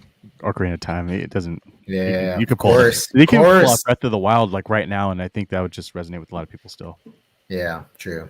And good. one last thing before we move on.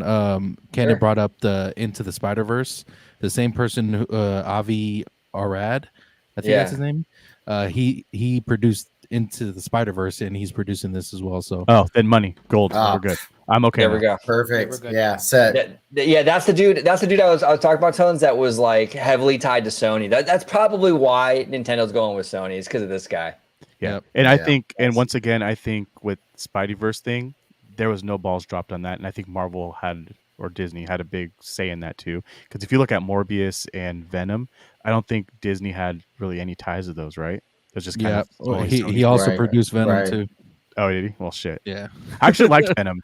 I Venom don't know if wasn't I'm bad. just I did- biased yeah, I because like- I I live like in the Ve- I like Bay- I live Venom in the too. Bay Area, but and it was just different.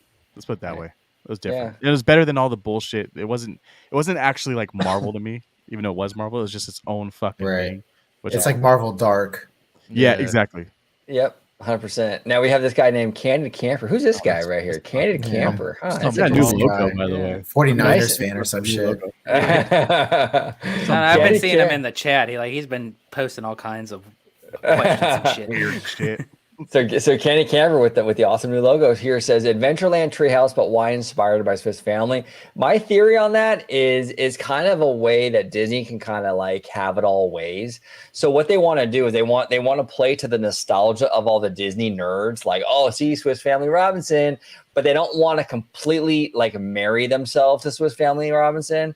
So it's like inspired by. So they can take their liberties with the franchise, the IP, but yet Swiss Family Robinson is on the sign, so all the nerds are gonna go goo goo gaga over it. You know what I'm saying? So that's what kind of where I'm at with it. But what are your thoughts, George? Why inspired by? What is going on here? I don't. Well, Disney just kind of like hit this hype train with like inspired by everything. Yeah. Like it's Tell like him, George. it's like the. Oh, don't even get me started. It's like the Journey into Water inspired by Moana, or you got this. Now they're saying like this Adventureland Treehouse inspired by Walt Disney's Swiss Family Robinson from like.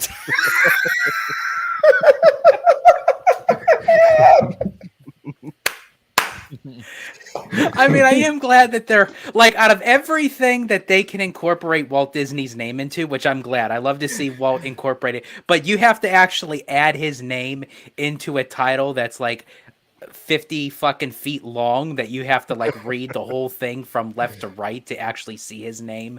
It's like I don't get it. Like I don't. Apparently, there's people that visit the parks that poop their pants before they finish reading that. Exactly. It's like, and I would really love to see that when people go on to, if there's still like Genie Plus and you know on there, because I believe it was you Slimer that you mentioned, or it was Candid. One of you said, you know, to get rid of the, you know, the Genie Plus app. I think it was you Slimer. You know, like how would so? But if someone is actually utilizing that right now, and they're going to say, okay, yeah, let's go to the Adventureland Treehouse inspired by Walt Disney. I swear to God, if someone would say that whole fucking title while they're in the parks, I would love to take a survey on how many people, like what they would say. Like, let's go to the. I think people are just going to say Treehouse. I don't even think they're going to even say Yeah. Adventureland Treehouse. It's Right. just, Yeah. just call The it the Treehouse. fucking Treehouse. Just call it the Treehouse. That's it. Yeah. The Well, it's Short- like, fucking treehouse. yeah, exactly. Well, it's like when you go to DCA, right? It's let's go on Mermaid. Like you don't Yeah. really say the whole like no one says undersea adventure. Like, nah, we're gonna go on we're gonna go on Mermaid. We'll be You right guys back. want to you go know? on undersea adventure? You know, yeah, exactly. It doesn't. It's just Great weird. for merchandising, though. Yeah. Yeah. Yeah. Yeah. It is. Yeah. By what, having a 50-foot fucking plaque? But you know what's funny about the whole like Swiss Family Robinson? Like, let's not fucking kid ourselves. When was the last time anybody watched Swiss Family Robinson? Well, Treehouse? they're doing a Really, reboot. I did, but I'm a nerd. Like I love that movie. Okay, Yeah. except for OG, who's actually seen Swiss Family Robinson. Yeah, well, they're coming out with a reboot soon, and that's what I was kind of alluding to too. Is I think they left it at the end of that because if that new show doesn't do well, it's easy just to fucking erase it and call it Adventureland Treehouse, and it could stay exactly the same. Right. Exactly. Good point. Yeah, that's a great point. Great point. And Candid Camper once again with a great question. Fucking guy. Why is Donald in another universe? I gotta get a little clarification on this. What do you mean by that? Trump? Candid? We talking about Yeah, Trump? we're talking about the president here. Excuse me. Donald, I can't remember if it's a J Duck, whatever his middle name is. Anyways, how come he is always represented in a different universe and no tie-ins, but then all of a sudden he's in this other universe? Same with Goofy, like in the Goofy movie, or Donald in pretty much any of his Magic shows. Land.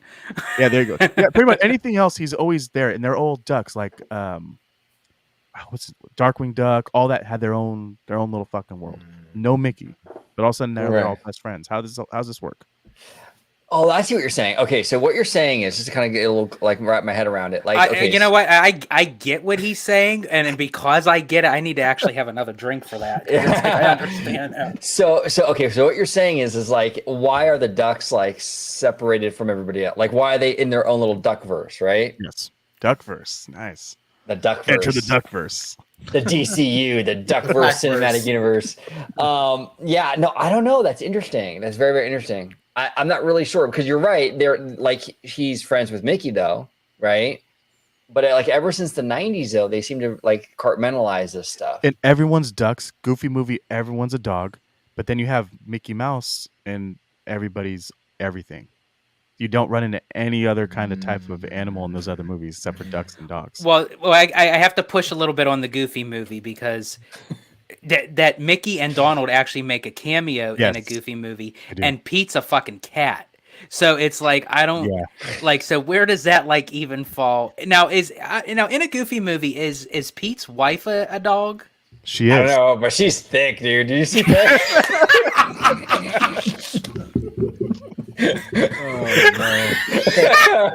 Oh no. Oh, dude. Thick with a triple C. You were waiting for that one. You had that like in your mind for years, probably. Like he was waiting for this show to happen just to drop. Oh yeah, OG was in the movie theater like, oh, Can't wait. No, You must love Miss Incredible then, right? oh, you know, exactly. He's more of an Edna Mode type. You know what I mean? Edna Mode with the bob haircut and everything. Right up your alley, brother. Right? Yeah, exactly. I'm telling. Do you know what, OG? The next time we're at Walt Disney World and we're at Hollywood Studios, we're going over to meet Mrs. Incredible. There we go. Exactly. No, in all seriousness though, to answer your question, I think she's a cat too. I think she's a cat like Pete. He is a cat. I don't think he's a dog, right? He's a cat. No, he's a cat. Yeah, he's a cat. But is she a cat? I think she's a cat. Here, you know what? Let's ask. I'm gonna go ahead and pull her up. The thing about Pete too is that they flip flop on that dude quite a bit. They either make him a villain like hardcore, or they make him like not all the way villain, but kind of like a twisted, like just a grumpy motherfucker, like a grumpy cat. Yeah, I think she's a cat. I mean, although she could pass for a dog. Let me see. I'm gonna show it to you guys right now. By the way, only this Candid Camper guy would ask this question. Oh, dude, I got way more. You guys know that. So she looks like a cat, right? Isn't she a cat, or is she? I mean, I don't. But know the nose. guys. But she has the nose of Roxanne. So is Roxanne, because Roxanne, I assume, is a dog. Yeah, because her dad's a dog. Roxanne's dad's a dog. Yeah. He's like a bulldog or something, right? So does that mean that PJ is half dog? This is fucking mind-boggling. I don't get it. You blew my mind, Candid. See, Candid Camper has the best questions. We could have spent the whole live show on this. I have no idea, dude. Either way, OG just thinks she's thick. Yeah, she's thick. That I don't know, animation is like, tell me you're a product of the 90s without telling me you're a product of the 90s. Yeah, exactly. Oh, exactly. Totally. Oh, then we real quick, I'm reading a Reddit. It says, "I'm embarrassed that I've never really realized this. It makes so much sense, though. Of course, Pete is a cat. He is Mickey Mouse's nemesis, after all." Oh, That that's makes sense. interesting. Is that who Cat they're and talking mouse. about? Is that That's what they're interesting. talking about? So Pete, And while you're on Reddit, do you see any more pooping in the parks articles? I'll do my research for you. There we go. Here we go. We got fact checker Tonez over here checking it out for us. We have Bad Thoughts podcast, which, by the way, the two gentlemen here are from the Bad Thoughts podcast. Definitely check them out on YouTube, all platforms. They are amazing. We love these guys. Let me see here. He says, "What's your thoughts on Disney buying Hulu and merging both streaming platforms?" I think it's a good idea. Like for me personally, like I find myself, I like Disney Plus. Like I'm a Disney nerd. I like I just said, I'll watch like Swiss Family Robinson, like no problem, like on any given afternoon, or like Pollyanna or whatever. I watch this stuff After he's done watching Goof Troops. Yeah, exactly. Yeah, exactly. Don't watching Goof Troop. But like for me though, like sometimes you get tired of that and you want to get a little edgier or whatever. You want your Family Guy. You want like some maybe some detective drama or something a little more adult, maybe House of Dragon, whatever. Goof Troop. Goof Troop, that kind of stuff. So you leave. That's why I leave Disney Plus, is to get the more like the edgier, more adult stuff. But if there was an app that kind of gave me everything, where I can get my Swiss Family Robinson, but I can also get my Family Guy, I don't know. It's a pretty decent idea, and I think that a lot of people are going to flock to that with that general entertainment. It's a good idea too, because I believe what they want to do is actually make it a separate app. So there's going to be the Disney Plus app, the Hulu app, and then there's going to be this combined app of the two of them together. I think it's a smart idea because when you have kids and stuff, obviously you don't want to have the Hulu stuff mixed in if your kid is going through it. What about ads though? What are they going to do about ads? I don't get ads on Disney Plus. But Hulu wrecks you in ads. Well, here's the thing, and we did a show with Alia and Seymour Duck the other day. The quarterly earnings call, I guess a lot of people are buying the ad tier. That doesn't. Yeah, see, a lot of people. I think that the ads are here to stay. What was that like a couple years ago? You would say this: vote with your wallets. There you go. Exactly. Vote with your wallet. And unfortunately, not a lot of people. Go ahead, Summer. Yeah, go ahead. I'm sorry. Well, I was just saying, we can get Hulu and Disney Plus for $9.99. You're willing to put up with the ad tier. I mean, that's a hell of a deal, and I think that's how a lot of people look at it. Mm-hmm. I mean, that gives you the time to go to the kitchen, go to the bathroom, look at your phone, whatever. I mean, it really does it. I mean, for me, it doesn't. It's not detrimental to my experience whether I'm watching. So, Slimer, what you're saying is you just wouldn't just pop a squat and take a shit like the people do in Pandora. Waiting for that. That's exactly what I'm saying. I think George just loves talking about shit.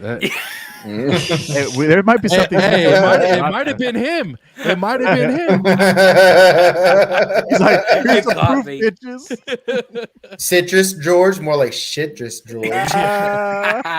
There's a picture of you in Reddit right here, dude. Citrus George. Citrus George. So, no. OG, you don't think that Hulu is going to be a subcategory of the Disney Plus app? Oh, like a tile? Yeah. That would be interesting. I think that might lead to some problems though with kids having access. You can obviously, maybe you can have like a parental control thing, but I think they're going to play it safe and have it a whole separate app where like you have to download a whole separate thing.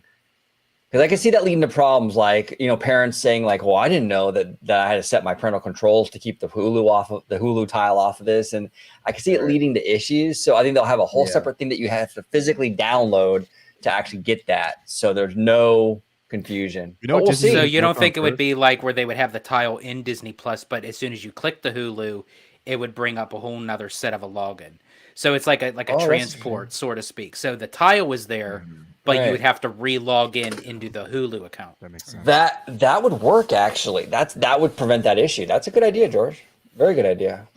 Real quick, the whole thing about this is Disney lost $387 million in the last quarter, so they kind of have to do something. and I think buying Hulu and kind of merging it. By the way, I think it's going to be in beta next month for the merge, and then they're going to release it like in spring of next year. But they have to do something because that's a lot of money that they're losing out on for, something that as much as Disney puts out, like that's a lot of money. How does this all tie in with those other bundles with like ESPN and Spotify? And by the way, they need to fix that fucking ESPN app. Give me 2 apps for that, ESPN and ESPN Plus, because you don't pay for ESPN, you still have to go through all those apps, and it's a pain in the ass to get through. Yeah, it is kind of weird. I agree with that. Yeah, that's interesting. Yeah, Primer, you got something. I know you're brewing it right there. Slimer, call him Primer. what you got? No. All I was gonna say is I mean, Disney. So the one thing that I really don't like is I don't like how a lot of YouTube channels harp on Disney for being negative for Disney Plus when typically whenever you start a new endeavor, it takes anywhere from 3 to 5 years for you to break even. Right. So I really don't feel like that's a fair shake. That app has been up for what, 3 years now? For the Disney Plus or the ESPN? Disney Plus. It'll be 4 year. It'll be 4 years. Actually, it's 4 years this month. 2019. So they're gonna break even next year in 5 years, which is Right. typically how long it takes for a company to break even on any sort of new endeavor, right? So, I mean, they're right on track. I mean, the amount of shit they get for Disney Plus is really unfair, to be honest with you. I mean, they've already paid off $600 million. They only have $400 million left to go. Do they merge the apps? I don't know. I got a friend that works for Nexstar. They're one of the big telecom companies, and he's saying that the big thing right now is definitely data mining. And he said that esports, those are the 2 categories that everybody's really interested in. That's not in linear networks. So you're probably going to see a growth in ad revenue, whether it's ESPN. I think that one of the things they're probably going to be looking to do is partnering with another company to really take ESPN to the next level when it comes to streaming. I hope so. What is it? I think they own like 80% of ESPN, and then the other 20% is owned by another company that actually does gambling. Mm-hmm. So they'll probably partner with Nexstar. Nexstar seems the most interested in merging with Disney to try to take ESPN to the next level. They need to. I mean, they already dropped the ball with ESPN a couple times, and they keep digging it out of the hole. And all I'm saying is, like, I would watch ESPN way more if the app worked. Yeah.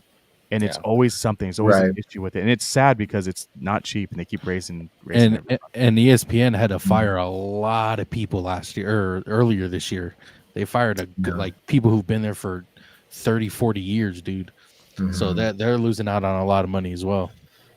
Do you guys now from the financial report that we just heard the other day? I mean, there's no indication that they're going to get a ESPN. Apparently, it's a revenue generator for them. Well, UFC signed those massive deals with them too. Having all their fights there. Yeah. And, they get the finals, like they get all, NBA finals. They get but match. It is sad to say that the app is the only thing keeping me back, because that's not something I would ever say about anything. But it legit the app needs to match the amount I'm paying a month or yearly, and match the content we're getting, which is beautiful content for a sports fan. Always doing it really well. And the thing too, man, is it's got to be broadcast in 4K. And I know that 4K cameras, so let's this is really interesting because a lot of 4K cameras have not been implemented in sports in the United States still. I mean, like you watch NFL, typically it's broadcast in 480p, 780p. The Super Bowls, the big games are broadcast in 4K. But that's something that I think that if they highlighted, they'd probably get a lot more traction to, especially when it came to, Super Bowl, World Series, shit like that. I mean, if you have a really nice TV, you're going to want to watch that content in the highest resolution possible, especially if you're invested in that 85-inch, Sony OLED or LG OLED. Yep. And it looks like shit. It looks like shit if it's not. Dude, absolutely, man. Absolutely. And that's because, a lot of these stadiums still have cameras from 15, 20 years ago. Not the Niners, though. We got them 4K cameras. It's okay. Yeah, man. Fuck no, dude. No, I watched a lot of a lot of football, then UFC. UFC honestly looks amazing on there because they use those. There's only 4 people with the fucking camera in there, so they're all 4K. Yeah, they have 4K Sony cameras, man. Mm-hmm. What's up, Now, bro? Candid Camper with another deep one. This one's tough. These are the tough ones, Candid. You should skip this guy. He's asking too much. Why can't Pluto talk? Now, this is an interesting question because Goofy can talk. We got Pete and his cat wife Peg who can talk. Cat wife. Yeah, cat wife. Cat/dog wife, whatever she is. She could talk. Why can't Pluto talk, George? What's going on here, dude? Yeah, George. That was always the biggest question. I think that always ran through my mind. Actually, when you put Pluto and Goofy side by side, they're both dogs. Right. Goofy can talk. Pluto cannot. Goofy wears clothes, lives like in a human type feature, but Pluto is an actual physical dog. Has a dog house, barks. Chases things, bury things, and then even more so, Pluto is Mickey's dog. Right. How the fuck can an oversized mouse have a dog as a pet? Like Mickey is like the same size, Right. Yeah. proportion wise as a dog and a cat. Actually, Pete's bigger than all of them. Pete's And he's a massive. fucking cat, so it's like they're all like fucking misproportioned. It's like I don't know, but yet it works. I don't know. I don't know Is Pluto is Goofy more advanced? Is he more More evolved? Yeah, he evolved. He's more evolved on the. So what I was thinking is that Mickey got Pluto from Walt at some point in some weird universe, and then Walt brought him into the cartoon world, but kept him as a human dog. So when you're so basically now you're speaking into the Walterverse. Yes, the Walter. Yep, exactly. So as Goofy or as Walt was drawing him out, he's like, man, this is my fucking mouse right here. This is my shit. Oh, he needs a fucking pet dog. Let me take a real dog, give it to him, make it now into a cartoon, name him Pluto. Now it entered the Walterverse, and there it is. That's it. Boom. That's how he got him. That's why he has a dog, and that's why he doesn't talk. that But makes sense. but everybody else was an after effect. So I think, like the chicken or the egg, what comes first? Now It was I'm Mickey usually Mouse and the dog and Pluto. I'm usually good at this as far as years go. I believe Pluto came out before Goofy, There we go. and so I Yeah. guess they wanted to have a normal aspect that you have a character buddy, that would have a your- pet dog, yeah. correct? So then moving forward into the years, that he's like, okay, let me create another dog, but into the Walter universe, the Walterverse. That Isn't there he would other have animals? Because there's other birds and other cows besides Clarabelle, and they don't talk either. Right. Exactly. Exactly. There's old school Mickey cartoons where he's milking the cows Yeah. and stuff, but Clarabelle walks around and talks. So it's this weird kind of What makes I you don't so know, man. special, bro? yeah, it's weird. Well, here's even another. Speaking of Clarabelle, is she more into Goofy or is she more into Horace Horsecollar? Because I've seen her with Horace, and then yet I've seen her with Goofy. I mean, she has a couple letters, they can all share. It's crazy. It's crazy. Goofy, I feel bad for Goofy because sometimes I feel like Goofy he just can't move on, and poor Max is just sitting there and in his head all It's day. it's in his name, bro. Right. It's Goofy. I'm just his saying name. that's how he kind of just pushes everything aside just by being Goofy, and it's pretty sad because he misses his wife.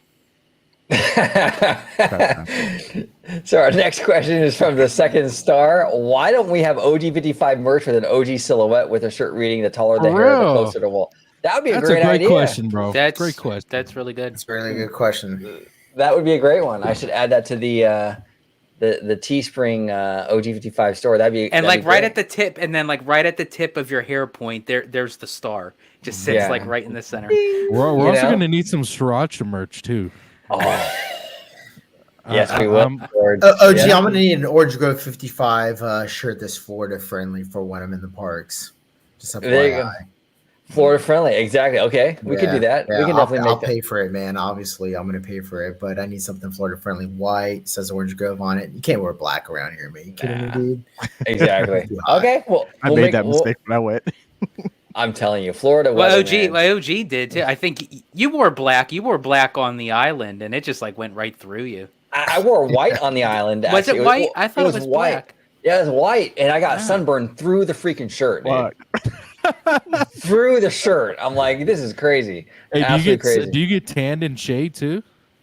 I usually tan. I usually don't get burned. That's why I was kind of surprised. Like it was like, Yeah. wow. Italiano. Yeah, he was like He goes olive. he had that Julio Iglesias shit going on for weeks. Oh, dude, some of those videos when we first got back were so funny, man. Yeah.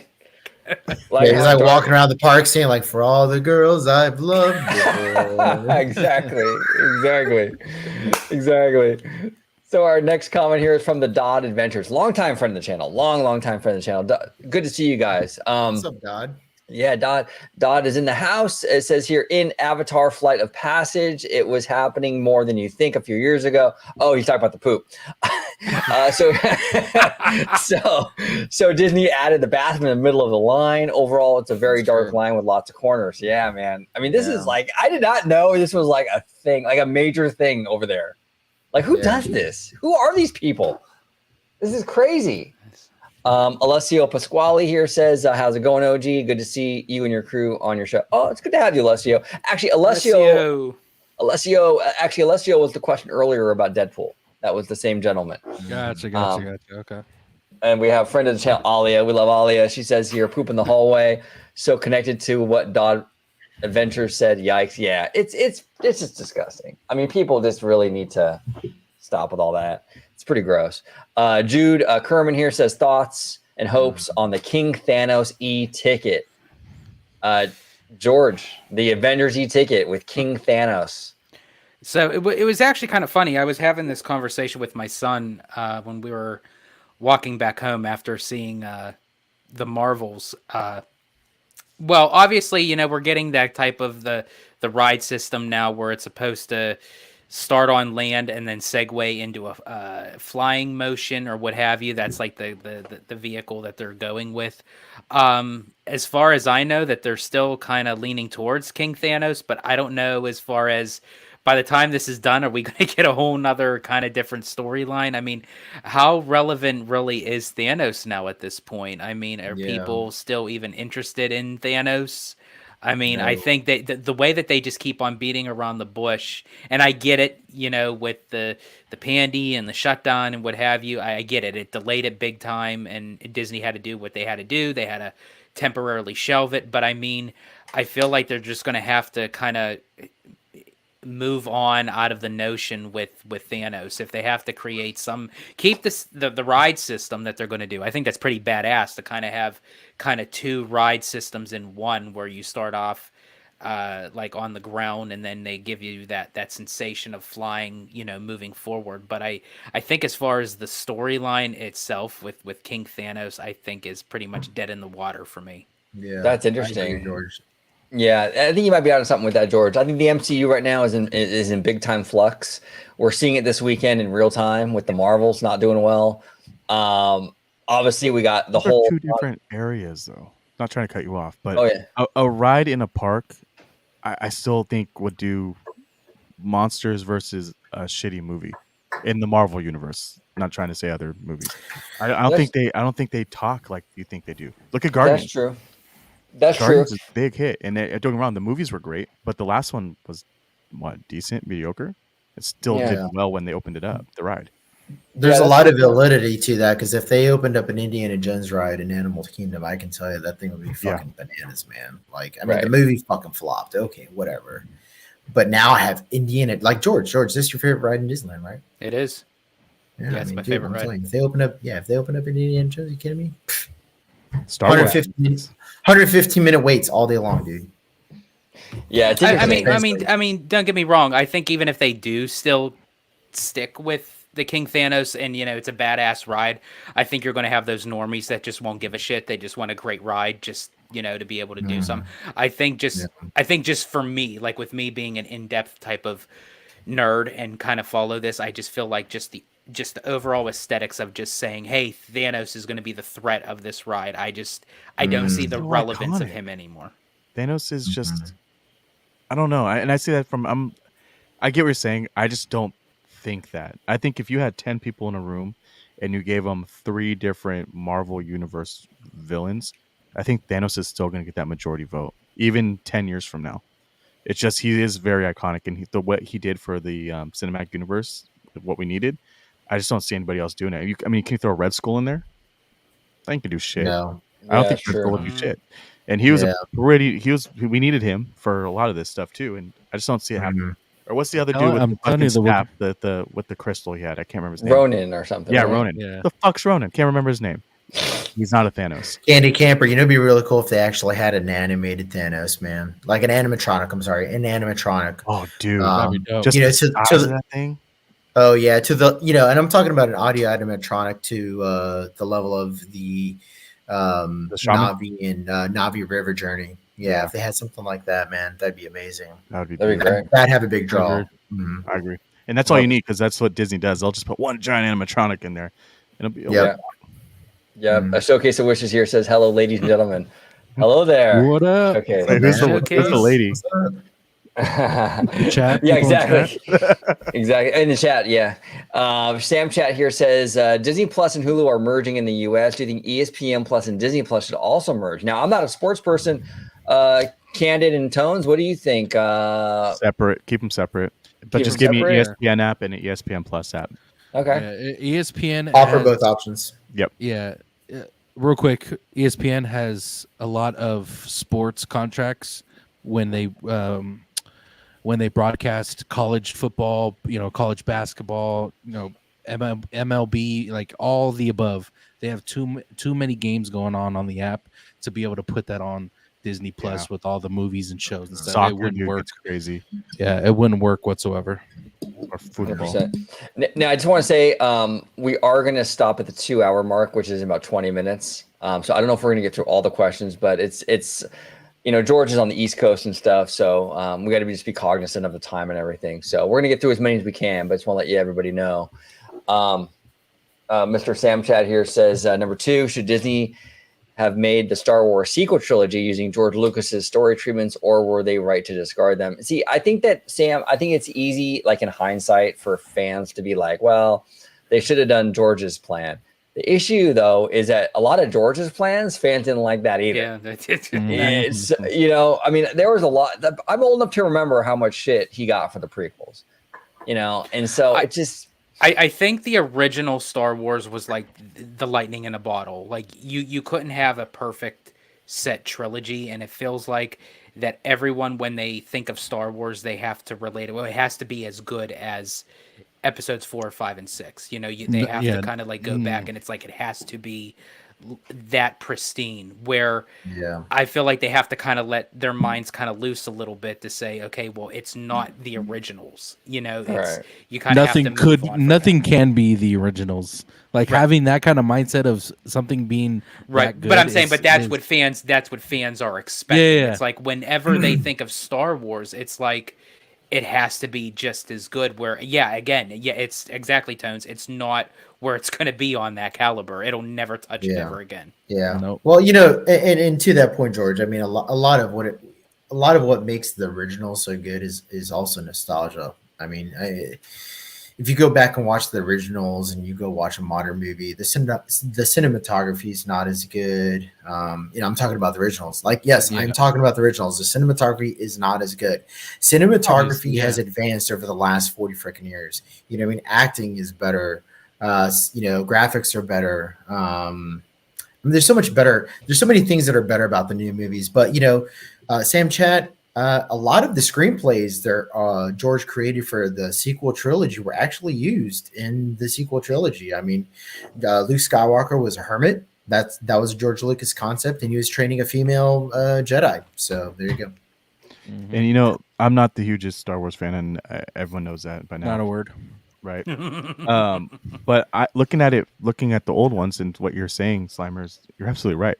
But the creation that they did then, fantastic. Same with coming out with THX and that audio, that was fucking beautiful, and that pioneered the way for every fucking thing you want. Groundbreaking. It was groundbreaking. Yeah. So it needed to happen. It was amazing for its time, pretty much. Exactly. Yeah. Someone like me, even though I'm not a huge Star Wars fan, it is upsetting to me when I walk into Galaxy's Edge and I don't get to see any of those characters, because there's a lot of people out there that are like me, which are very passive or casual watchers or a little bit less than casual. Like I know what they are. I've seen Star Wars. I haven't seen anything Yeah. past the trilogy. Mhm. So I would go in there expecting to see Chewbacca, Darth Vader, Boba Fett even. I'll take that. But I don't get any of this. Now, question. Ooh, real quick question: can they, if they wanted, can they switch it up and put Darth Vader in there somehow, or is there a reason why they didn't put Darth Vader and all that? It's not even tailored to any. That's the weird part. It's like it's its own fucking place. Mm-hmm. You could still say this place exists in another world or in their world.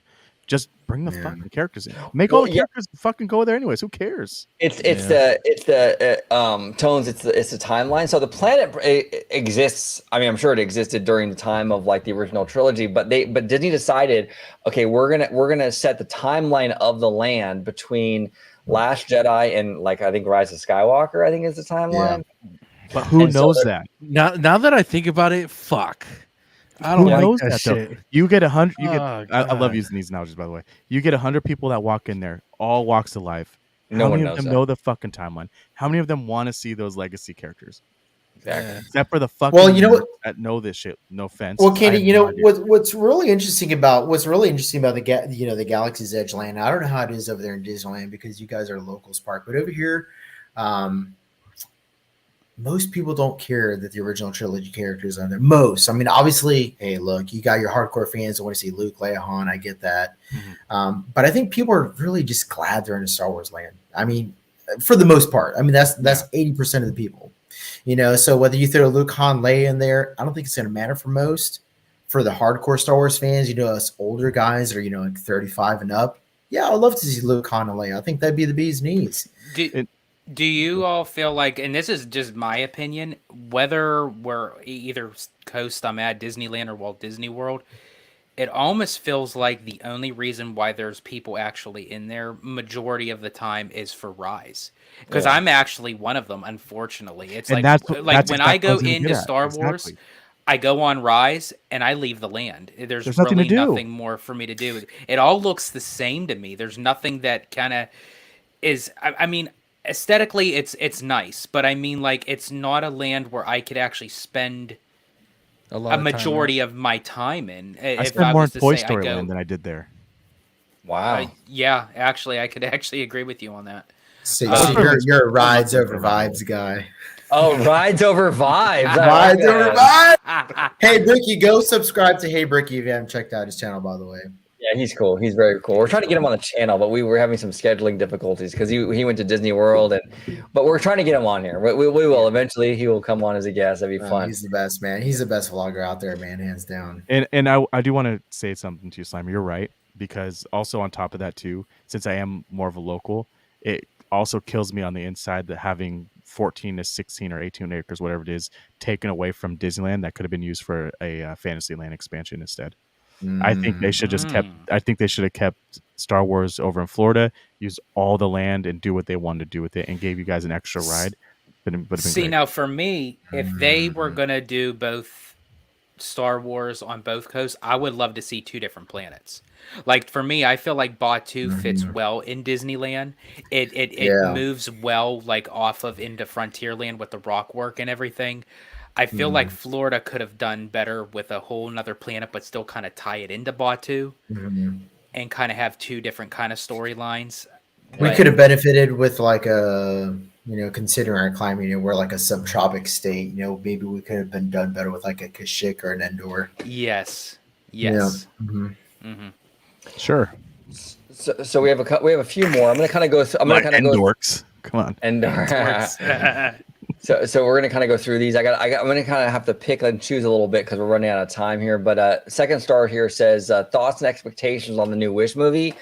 I think it's actually gonna. Yeah, I agree with Candid. I think it's actually gonna do very, very well.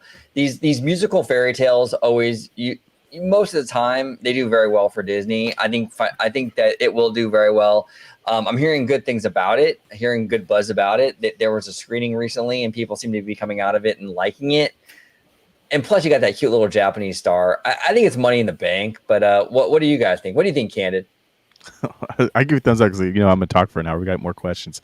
No, I think it's gonna be great. I'm definitely gonna watch it with the kids, and I'm happy that I'm actually getting something that's different. Yeah, 100%. What do you think, George? Yeah, I'm actually excited just to kind of go back to Disney's core roots, like with the fairy tale musical aspect of it, with the crisp animation. And I love how they're blending sort of kind of that style of 2D cell animation mixed with the computer animation, sort of like how they did with Paperman. Right. Which I absolutely love that short. I actually got to see it firsthand, actually at the Walt Disney Animation Studios building before it was released, when I went to D23. Nice. So, I mean, I just fell in love with the animation and what have you. And I actually asked one of the animators, I was like, what would it take to actually use this animation in a feature-length animated feature? And lo and behold, here they are. Well, and 12 years later. it makes sense, right? Because there was like an arms race in CGI to get as real as you can possibly get, and they've kind of hit the wall with that. Like you watch these movies now, these animated movies, and from Pixar and Disney, like when you see the backgrounds or like the water and stuff, it all looks super real. So what do you do from that? Where do you go from there? Well, where you go from there is you stylize. So that's what they're doing with this new movie Wish. I think it's a great idea. Yeah, And, Ryo was, and I also feel like I'm anticipating on there. They said there's a lot of nods and Easter eggs in there that pay tribute to Disney animation over the 100 years of the company and what have you. So I'm very curious to see like what that entails. Yeah, no, 100%. It'll do very well. Friend of the channel, Kaylee. Kaylee is awesome. I actually met her on Theme Park Casuals live streams. So she's also a friend of Casual. But Kaylee here says, if you can bring back, actually, Candid, you'd like this. Hold on. She commented this right before. There we go. Let's go Niners. Love it. Let's go Niners. Okay. Yeah, I actually met Kaylee on Casual's live stream as well. So glad to see her joining the OG55 channel as well. Yeah, no, 100%. It's good to have you, Kaylee. She says, if you can bring back anything from old school DCA, what would it be? I would bring back the dinosaur with the sunglasses and Paradise Pier back as a while. Pixar Pier seems like a temp overlay. Yeah, Kaylee, I would actually agree with you on the Paradise Pier thing. Like, I like the direction they were going in 2012 with that like Victorian kind of style. I don't really like with Pixar Pier. I wasn't against necessarily like theming it to Pixar, but they got into this weird thing with Pixar Pier where it was like this mishmash of like architectural styles. So you have like, Emotional Whirlwind, which is like its own thing. And then you have like the mid-century Incredicoaster. And then you have like the very Victorian Midway Mania. It was just too much. It was too much going on. I like the uniform, the kind of uniform kind of Victorian style of that 2012 Paradise Pier. I think it just worked so much better. So I don't know. What do you think? What do you think, Slimer, in terms of Pixar Pier versus Paradise Pier, and if anything, what would you bring back from DCA, like old school DCA 1.0? If anything, I don't know, man. I've never been there, to be honest with you. I have no point of comparison. Yeah. Well, what do you think? Throw something at you. Go ahead. I don't think it's 1.0 because I can't remember when they put it in, but I don't give a fuck. Heimlich's Choo Choo Train. That was my shit. The smells, how funny it was. It was easy to ride. If you had nothing to do or there's a long line over on like anywhere else, you can always get on that thing and just have a fun little go around. But the thing I missed the most for me was the Golden Gate Bridge right when you walk in. I loved walking through that Golden Gate Bridge, and I love that weird ass mosaic. I don't know what the fuck it was. That's right. You guys did have a Golden Gate Bridge. Yeah, and then you go down there, you're like, well, this is downtown LA. Cool, man. I got downtown LA like right down the corner. And then what else kind of off the wall? But remember that giant orange they had with the swings? Yeah. What if they remade the that? orange the orange stinger? Can't do it now, but what if they remade that into a peach? And those James and the Giant Peach. There you go. And then you're swinging around on like fucking webs or something. Or what if they kept it in orange? Or what if they kept it in orange, but the seats had like all our names? Like you have Tonez on the back, OG55, Slimer George. That'd be kind of cool, Oh, I'm down with that. So I got a couple things. First, if they're gonna even kind of transfigure like more into for Pixar around the pier, I mean, Right. I still would love to see a Coco dark ride more than anything. But I mean, like if they wanted to do something extra with it, they could always turn the Silly Symphony swings into a Coco, because it still infuses music and what have you. You can kind of have that Mexican style music playing while you're riding the swings or what have you. Just something to throw in there, just if they wanted to configure it into something Pixar. Something that I would love to see come back is actually the Superstar limo. Oh, George. Wow, that'd be interesting. That'd be very interesting. Yeah. And the reason why I would want that to come back is because I would just literally would love to stand there and just see the expressions on everybody's face to knowing that they're going to open that fucking thing back up. Dude, you know what? Muppets. There's no more Muppets out there, and I think they need the fucking Muppets. Yeah, but no. In all seriousness, that was actually a joke. No, I couldn't stand that. I hope so. Thing. Yeah. No, actually, to kind of go off what you were saying, Candid, I actually go a step further. Not just Heimlich's Choo Choo Train. I know a lot of people had like shit for this, but I actually liked it. I still liked A Bug's Land. Dude, I still love just the aspect of walking through that land for how small it was. And I know that the rides were more towards kids. It had like a little bit of like a fair carnival type style rides, but just the notion of being the size of a bug was just I love that land. It's what Toy Story Land is now in my eyes. Like Toy Story Land is what it's the same fucking thing. Yeah, if you really think about it. Well, to all you Bugs Life fans, when you walk into DCA, so you get nothing. You lose. Good day, sir. You get nothing. There's no Bugs Life stuff in that park now. So yeah, it's pretty sad actually. No, I agree with you fellas. I like Bugs Life. I think they made the right decision though, if swapping it out with Marvel. I think Marvel is a franchise that sort of like there's more potential there you can add to it. Easily. I just feel it was more so because it wasn't meant to go. Like they were still going to incorporate Marvel, but A Bug's Land was not on the chopping block. They were only getting rid of it because of what had happened with the Eastern Gateway. If you think about it too, that little plot of land they used was perfect for what it was, because you're an ant, you're a bug, and you're just going through like you're just transfer. It was almost like a transfer spot of this side of the park to this side of the park. And you just walk through, you get shrunk down to a bug, and you're back out on the other side. What would you have thought if they didn't go Marvel that far? They went Marvel the other way towards Super Limo, whatever you said earlier. They went that way and then expanded cars out that way. Yeah, I mean, I think Marvel would have fit really good. You could have rethemed all of Hollywoodland to Marvel. It would have worked, I think. And that would have been fine. But I think they, like George was saying, they didn't do that. I think that was the original plan. They didn't do that because of that Eastern Gateway. The Eastern Gateway project from like 2019 was supposed to open up. What they were going to do is they were actually going to expand that whole land into the transportation hub that sits right behind it with the buses and all that. When they couldn't do the Eastern Gateway project, they nixed that whole thing and they ended up just putting it where Bugs Land is. And it's a problem because now it's more landlocked. I mean, I guess they can go into Hollywoodland still, but it creates a little bit of an issue, you know? What about where the trolley goes? Right. Yeah. It goes through Hollywoodland. So you would have that trolley going through Marvel Land if it ends up going over there. So it's crazy. Now Kaylee over here, she's giving us a little bit more information on the of the situation with Clarabella. It says here on Wikipedia, it says Clarabella is Goofy's love interest, quote, sometimes. Oh, okay. But her main is Horace Collar. Well, Kaylee, I just have to say thank you for actually like paying attention to something that I had to say, because I didn't know that was going to have any relevance. But thanks actually for clearing that up, because So Kaylee, just for future information, you could have just said Clarabella's a side bitch. I was just about to say that.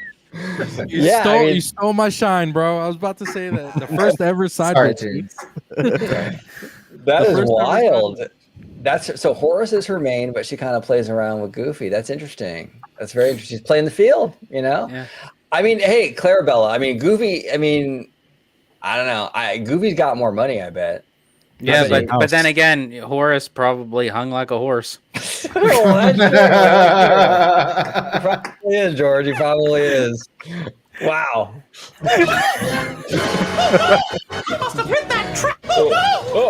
Sorry, I hit the wrong button. Oh, George. Oh, man. You Okay, so never let's see. disappoint, George. You never disappoint, bro. He's always got it. George always got it. He's on point. Slimer right here says, Showcase, do you like dinosaurs by any chance? And Showcase of Wishes says here, who doesn't? Now, Showcase is a friend of the channel, and he is actually a huge Epcot guy. And they got rid of his dinos over there to make way for Cosmic Rewind. So, which never made sense to me because it's a time travel attraction. They could have just left them in the building, just work around it, and they could have infused the dinos into the time travel. It was exactly missed opportunity. Yeah, he goes on to say could always move the trolley to MGM. Now he means Hollywood Studios, but no, you're not taking our trolley, Showcase. We are keeping it here in California. Yeah, absolutely. Yeah, and for anyone who knows Showcase, he doesn't refer to it as Hollywood Studios. He only refers it to the original OG MGM Studios. Yeah, exactly. Kaylee here says, yes, Heimlich's choo-choo train. Oh, we got a train. Oh no! I must have hit that track switch! Bring back Bugs Land and the California letters out of the front gate. That's interesting. California letters are actually out in my neck of the woods now at the festival or at the fairgrounds. Yes. Yeah, they've been there for a little while. I'm glad they found a new home. I am. That's pretty cool. That's very, very cool. Yeah, I'm surprised. Heimlich, why wouldn't they move that over to like Pixar Pier or something? That thing was so I popular. thought, honestly, Heimlich's was a much better popularity, but just to kind of reskin Flix Flyers to Emotional Whirlwind. I mean, and they could have done the same thing and but made it as you go around, you just go through different emotions on the train. Like you're in the mind and you're floating through different emotions. And they even have a train in Inside Out. Like they utilize a train, so they could have just called it the I forget what Information they call it. Gateway. Yeah, something like that. But yeah, they could have used that. Which, speaking of Inside Out, it's quite interesting that Inside Out 2 got the like one of the biggest the trailers got like groundbreaking viewpoints from its opening. I thought that was because of this little thing, the anxiety emotion. Hey, this is your future fucking popcorn bucket, everybody. Yeah, there we go. And now is that emotional baggage that anxiety is holding, or what is that? That's exactly good. what it is. That's good. Very, very cute. And then we'll do one more thing. Kaylee says Bugs Land was better atmosphere and it complemented Cars Land well. That's true. Yeah, I actually agree. Yeah, Bugs just can't catch a bear, can they? No. It's pretty sad. But I want to thank you fellas for joining. It's always a fun conversation with all you gentlemen. Really, really good time going live with everybody. We have Kaylee in the chat, Showcase of Wishes in the chat. We have Slimer, Candid Camper, Bad Thoughts Podcast, Ali Aloha. I'm trying to go through everybody. We got Maybe, Dot Adventures, Undead Nerd, Alessio Pasquale, Showcase of Wishes, Sam Chat, Kevin Peterson, Theme Park Casual, Lord Jonathan. Thank you everybody for joining us today. A lot of questions, a lot of conversations. It was a lot of fun. Yeah, I mean, if you're catching us on the replay, comment down below with all your thoughts on everything we discussed today. We covered a lot of ground today. What are your thoughts, most importantly, about Clarabella, and kind of like playing goofy, but she's got a mane, over there with Horace. What are your thoughts on that? George made a great point. Horace is probably well endowed. What are your thoughts on that? All your comments, we would love to hear them. But George, speaking to you, I want to close it out, starting with you. If you let everybody at home know where they can find you on social media, sir. Absolutely. And before I do, for all of you who have stuck with us through this late in time, now I know who to contact when we're going to have our get-togethers and our parties, because we're about to get crunked. So I'm just saying, we're gonna have Casual, Kaylee, Showcase, everybody when we have a party. So that's going to be awesome. But if you'd like to find me on social media, you could do so on X, formerly known as Twitter, at Disney George. You could also find me on Instagram as the Disney Italiano, and of course you'll find me here on my home base at Orange Grove 55 with Citrus Corner, with all that sweet, juicy, but sometimes sticky Disney news and info. There we go. And no, that is not Clarabelle. Jeez. Yeah, exactly. Candid, if you could let everybody at home know where they can find you on social media and where they can find you gentlemen on the podcast. Yeah, definitely. Thank you. So the Candid Camper at YouTube, the Candid Camper at I'm trying here. Candid Camper at Twitter, formerly known as X, other way around, and then also at IG with an extra R at the end of the Candid Camper. I'm trying here today. Candid Camper. Yeah, hard R we call it. And down below we got Tonez, the one and only Tonez. Tonez, it is always fun having you on, brother. If you could let everybody at home know where they can find you on social media, sir. And it's always fun being on, especially with you guys, man. You can find me at Tonez_TV on all platforms.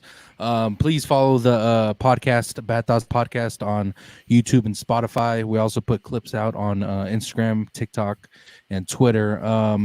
And we're almost at 100 followers on YouTube. We're going to have the boys, OG55 and the Italiano, on a live episode once we hit that 100 follower mark. So can't wait for that. So yeah, go follow the podcast, Bad Thoughts Podcast. Appreciate it, guys. Absolutely. And last but certainly not least, we got Slimer. And all these dollars got commas that come with commas behind them. And all my slammers be slamming. And all my slammers be slamming. And all my slammers be slamming. And all my slammers be slamming. Slimer, if you could let everybody at home know where they can find you on social media, sir. All right, guys, you guys can find me right here at Orange Grove 55. You can catch me on Citrus Corner. I'm in the live chats. Before you leave today, make sure you like and subscribe if you haven't already, and make sure you check out our friends here, like and subscribe to their channels as well. Absolutely. And hey, Candid, you mentioned having a Fox Park. I got a pretty cool. We'll close it out with a pretty cool Family Guy drop. It has no like meaning or whatever. It's just hilarious. So we'll play it at the end. And Showcase, don't worry. I will also, following the Family Guy drop, I will play the Carl's Jr. drop for you, Showcase. Don't worry. But everybody, thank you so much for watching. And as always, have a wonderful, wonderful day. Bye-bye, everybody. Bye. Guilty.